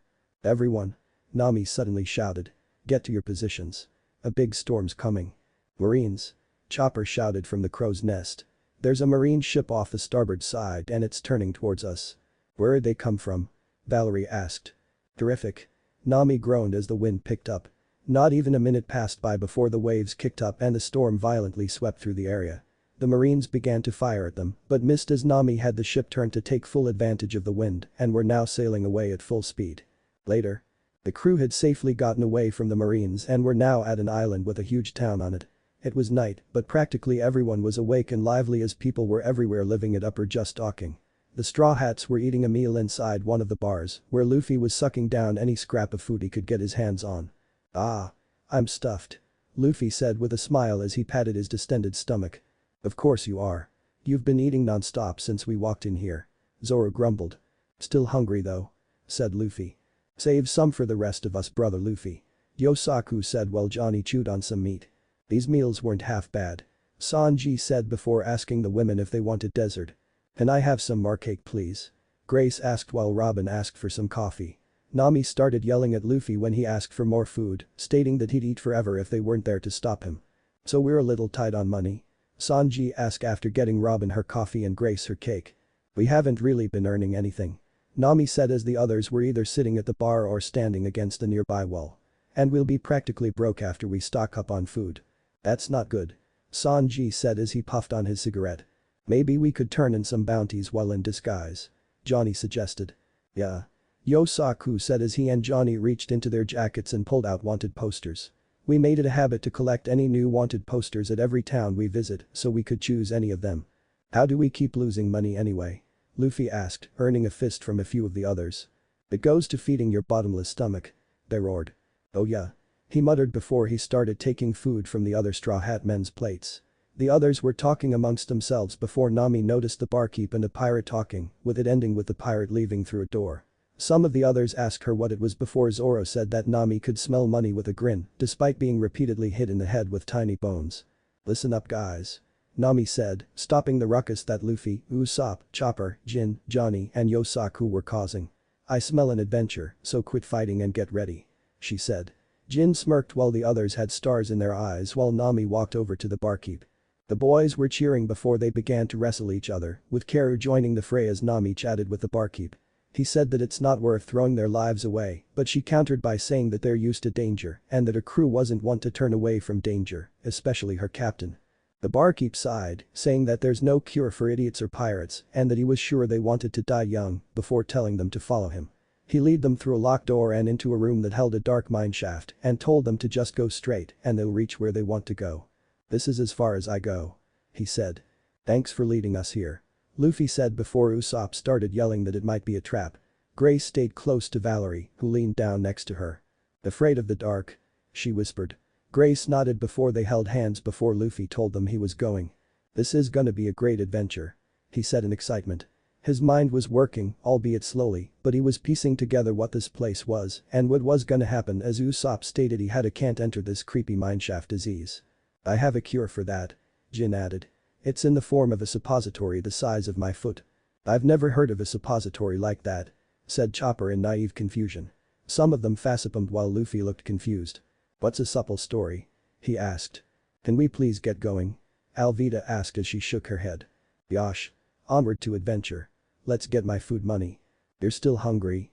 Usopp asked as they walked off, with the barkeep telling them that 2 100 berry coins was the password. Would you become a pirate? He asked Luffy. To become king of the pirates. He answered with a grin. Treasure hunting, adventuring, and all sorts of other cool things. He said. The barkeep laughed before saying that he liked him before telling him to stay alive. We will. Luffy told him before he waved and ran to join up with his crew. They kept on walking with Zoro leading them down the tunnel before he squinted his eyes. He looked back when they asked what was wrong before looking ahead and screaming at the creepy face that appeared in the darkness. Nami stepped forward and presented the password, making he resheath his hidden blade and open the door to them. The more eager Straw Hats ran inside and were immediately left in awe at the sight before them.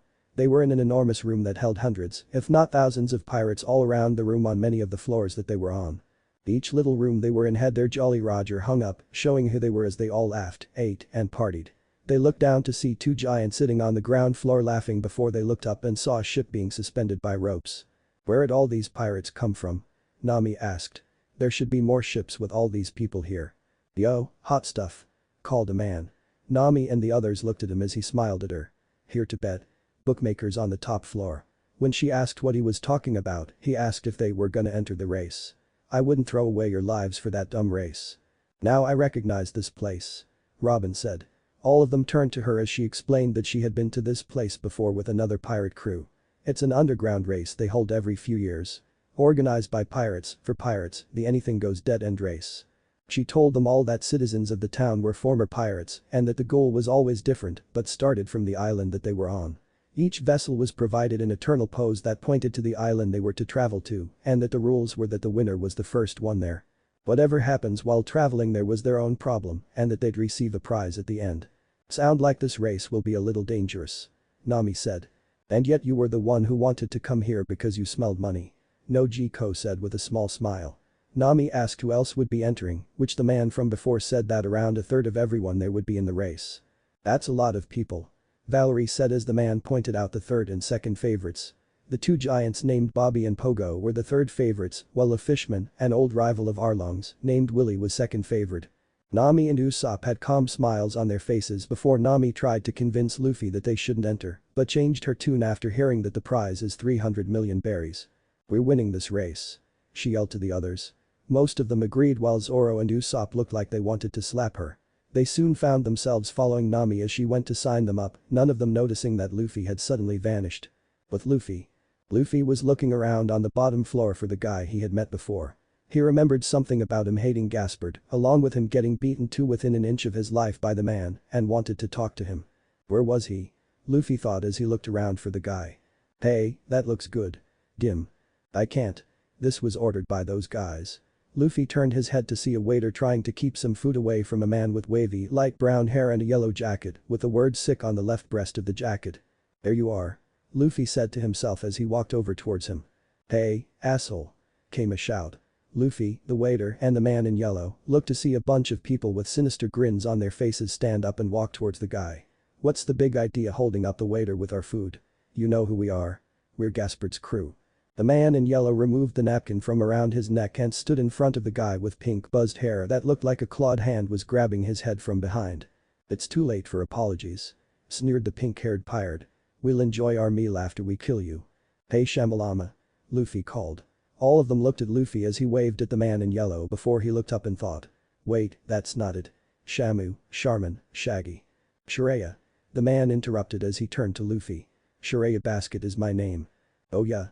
Luffy said before he grinned and laughed while some of the pirates whispered about him being the pirate executioner. "What does a man with 48 million berries on his head want?" Shiraya asked, completely ignoring the pirates that were threatening him earlier. "Hey. Don't ignore us, you bastard," yelled the pink-haired man. "Who are you?" Luffy asked, making one of the men pull out his gun and fire at Luffy. "Shave." Luffy whispered before disappearing, making them all blink and look around for him. "What the where'd he go? How'd he disappear like that? Is he like General Gaspard? Another fruit user? Over here." All of them looked to see Luffy grinning and waving at them. The pirates, either from fear or rage, all began to pull out pistols and fire at Luffy, who didn't budge an inch as the bullets all hit him. "Stupid brat." One of them said with a grin as Luffy just stood there with his head down before jerking it up, scaring the shit out of the pirates. Shiraya's eyes were as wide as theirs as Luffy put his fingers up like a scope before the bullets bounced back at them, each one either destroying a sword or gun that was in the pirate's hands. All the pirates started sweating at the spectacle that they just witnessed, with Shiraya blinking in shock as well. "That won't work on me. I ate the gum fruit. I'm a rubberman," he said before he pulled at his cheeks and stretched them out, making the lot of them freak out at the sight of him. "This is bad. We should tell General Gaspard." "Are you all cowards?" shouted the pink-haired pirate before he glared at Luffy and Shiraya. "Gaspard has a higher bounty than this rubber freak. All we gotta do is gang up on him. Then we'll take care of this food-stealing bounty hunter. Get them." The pirates charged at his command as they ran at Luffy, who was easily swatting them away like flies. Shiraya just grinned as he used everything and anything he could get his hands on and fought back the pirates that went after him as well, while the spectators ran off in a panic. "So, what did you want to talk to me about?" Shiraya asked as he smashed a chair over someone's head. "I want to help you take down Gaspard," Luffy said as he grabbed two pirates and smashed their heads together. Shiraya raised an eyebrow at his statement as he grabbed one of the pirate swords and was now using it against them. "You have something against Gaspard?" he asked. "Yeah," Luffy said as he elbowed one of them in the face. "Hey Luffy," called a voice. Luffy looked to see Zoro, Jin, Usopp, Johnny, Yosaku, and Chopper walking down the staircase and watching him fight. "What's going on?" Zoro asked in a bored tone. "Nothing. Just a fight," he said as he reached behind himself and threw another pirate without moving the rest of his body. "Hogging all the fun by yourself, huh?" Jin said with a smirk. "Friends of yours?" Shiraya asked as he flipped a table up and used it as a shield. "They're my nakama," he said with a grin. "Then they're no friends of ours," yelled a few pirates as they went after Luffy's friends, only for Zoro and Jin to effortlessly take them out. While they were fighting and yelling at the other four for either admiring them or hiding, Luffy and Shiraya were now hanging onto a giant chain that was going up the floors, with the Gaspard pirates right behind them. "Hi everybody," Luffy yelled at the girls and Sanji as they passed by. "Luffy? What are you doing?" Nami asked in surprise as they looked at him. "Just a fight," he said. "Why am I not surprised?" Alvida asked with a smile while Valerie laughed. "Have fun Luffy," Nojiko called. "I am," he called back while laughing before he, Shiraya, and the pirates were now standing on the boat that was suspended in the air. "Got you now," one of them yelled as the ship rocked in the air. "Watch it morons. You might cut the ropes," Shiraya yelled. "As if we'd be scared of something like that," said the pink-haired pirate with a grin. Shiraya just sighed before he kicked an oar that was connected to the ship, making it twirl and knock all but the pink-haired pirate off the boat, leaving him, Shiraya, and Luffy the only ones left. "It's raining men," Gray said as she watched the swaying boat with the other women and Sanji while the pirates fell into the water below. Luffy's having a lot of fun up there," Valerie said with a laugh. "Too much fun," Nojiko added when the boat tipped over and the three men fell out. Luffy grabbed the pirate while Shiraya safely jumped to the upper ledges. "You saved him?" Shiraya asked. "You're a strange one." "Felt like it," Luffy said before dusting himself off and turning to him. "So, as I was saying before. I'm not done with you yet," said the pirate as he got to his feet and shakily pointed his sword at the two of them. "You're starting to annoy me," Luffy said. "Be quiet," echoed a deep voice. The three of them looked to see a dark room littered with debris and bodies, with two figures in the back. One was a man with pale skin, tattoos on his face and biceps, and claws in the holsters on his hips. But their attention was on the tall, muscular man wearing an elaborate marine jacket with the marine's insignia crossed out in red. Luffy and Shiraya were calmly looking at him while the pirate turned blue with his mouth gaping open. "General Gaspard," whimpered the pirate as Gaspard looked at the three of them. "Why are you here?" "You got a problem with me being here?" he asked in a deep voice, making the pirate stutter and flail in terror while saying he thought he was on the ship. "Since when do I need your permission to do as I please?" he asked, causing the pirate to apologize. Luffy just watched while he remembered why he hated this guy before the pink-haired pirate was painfully thrown over the balcony by Needles. Scum. Gaspard huffed while Needles bowed. Luffy frowned as a group of people from around the area were watching to see what was going on. Seems that you've been enjoying yourself. Gaspard said as he looked at Shiraya. Who are you? My name's Shiraya. A poor, no-name bounty hunter. He introduced as he put on his black hat while a few pirates began whispering about him. Bounty hunter? Luffy asked, not remembering every little detail. Pretty much. Guess I'm a little famous. He said as he put his hand on his hat. I've heard of you too. Gaspard said as he looked at Luffy, remembering what he had read in the newspapers about him. A man with 48 million berries that likes to piss of royalty one way or another. Very interesting. How about this? He said with a grin. You two want to work under me? I'm the one who's supposed to be hunting you guys. Shiraya said with a grin. Look at me, an ex-marine. Gaspard said. You have guts and skill. I only like strong guys after all. Didn't expect this to happen. Shiraya said with a dark smile before looking at Luffy. You gonna join him? Nope. Said Luffy, making Shiraya frown. He smells like trash. He said before he disappeared when Needles lunged at him for insulting Gaspard. He reappeared a few feet away while Gaspard laughed. You've got guts, kid. But I'd watch your mouth in the future. He said. Come to my ship if you reconsider. He said before he stood up and walked away, with Needles joining him as they disappeared behind a door. Back to the matter at hand. Shiraya said as he gave Luffy a serious look. You said you wanted to help me take down Gaspard. Why? Because he's a jerk who treats his crew like they're nothing. Luffy said. Even the guy they call a bookmaker's gonna die because of him. You mean that bookmaker that's in charge of the race registration? Shiraya asked. Yeah. Luffy said as he remembered Gaspard's words last time. All of this is nothing but a game to Gaspard to amuse him. Heh. Bastard. Shiraya said. So, how would you help me against Gaspard?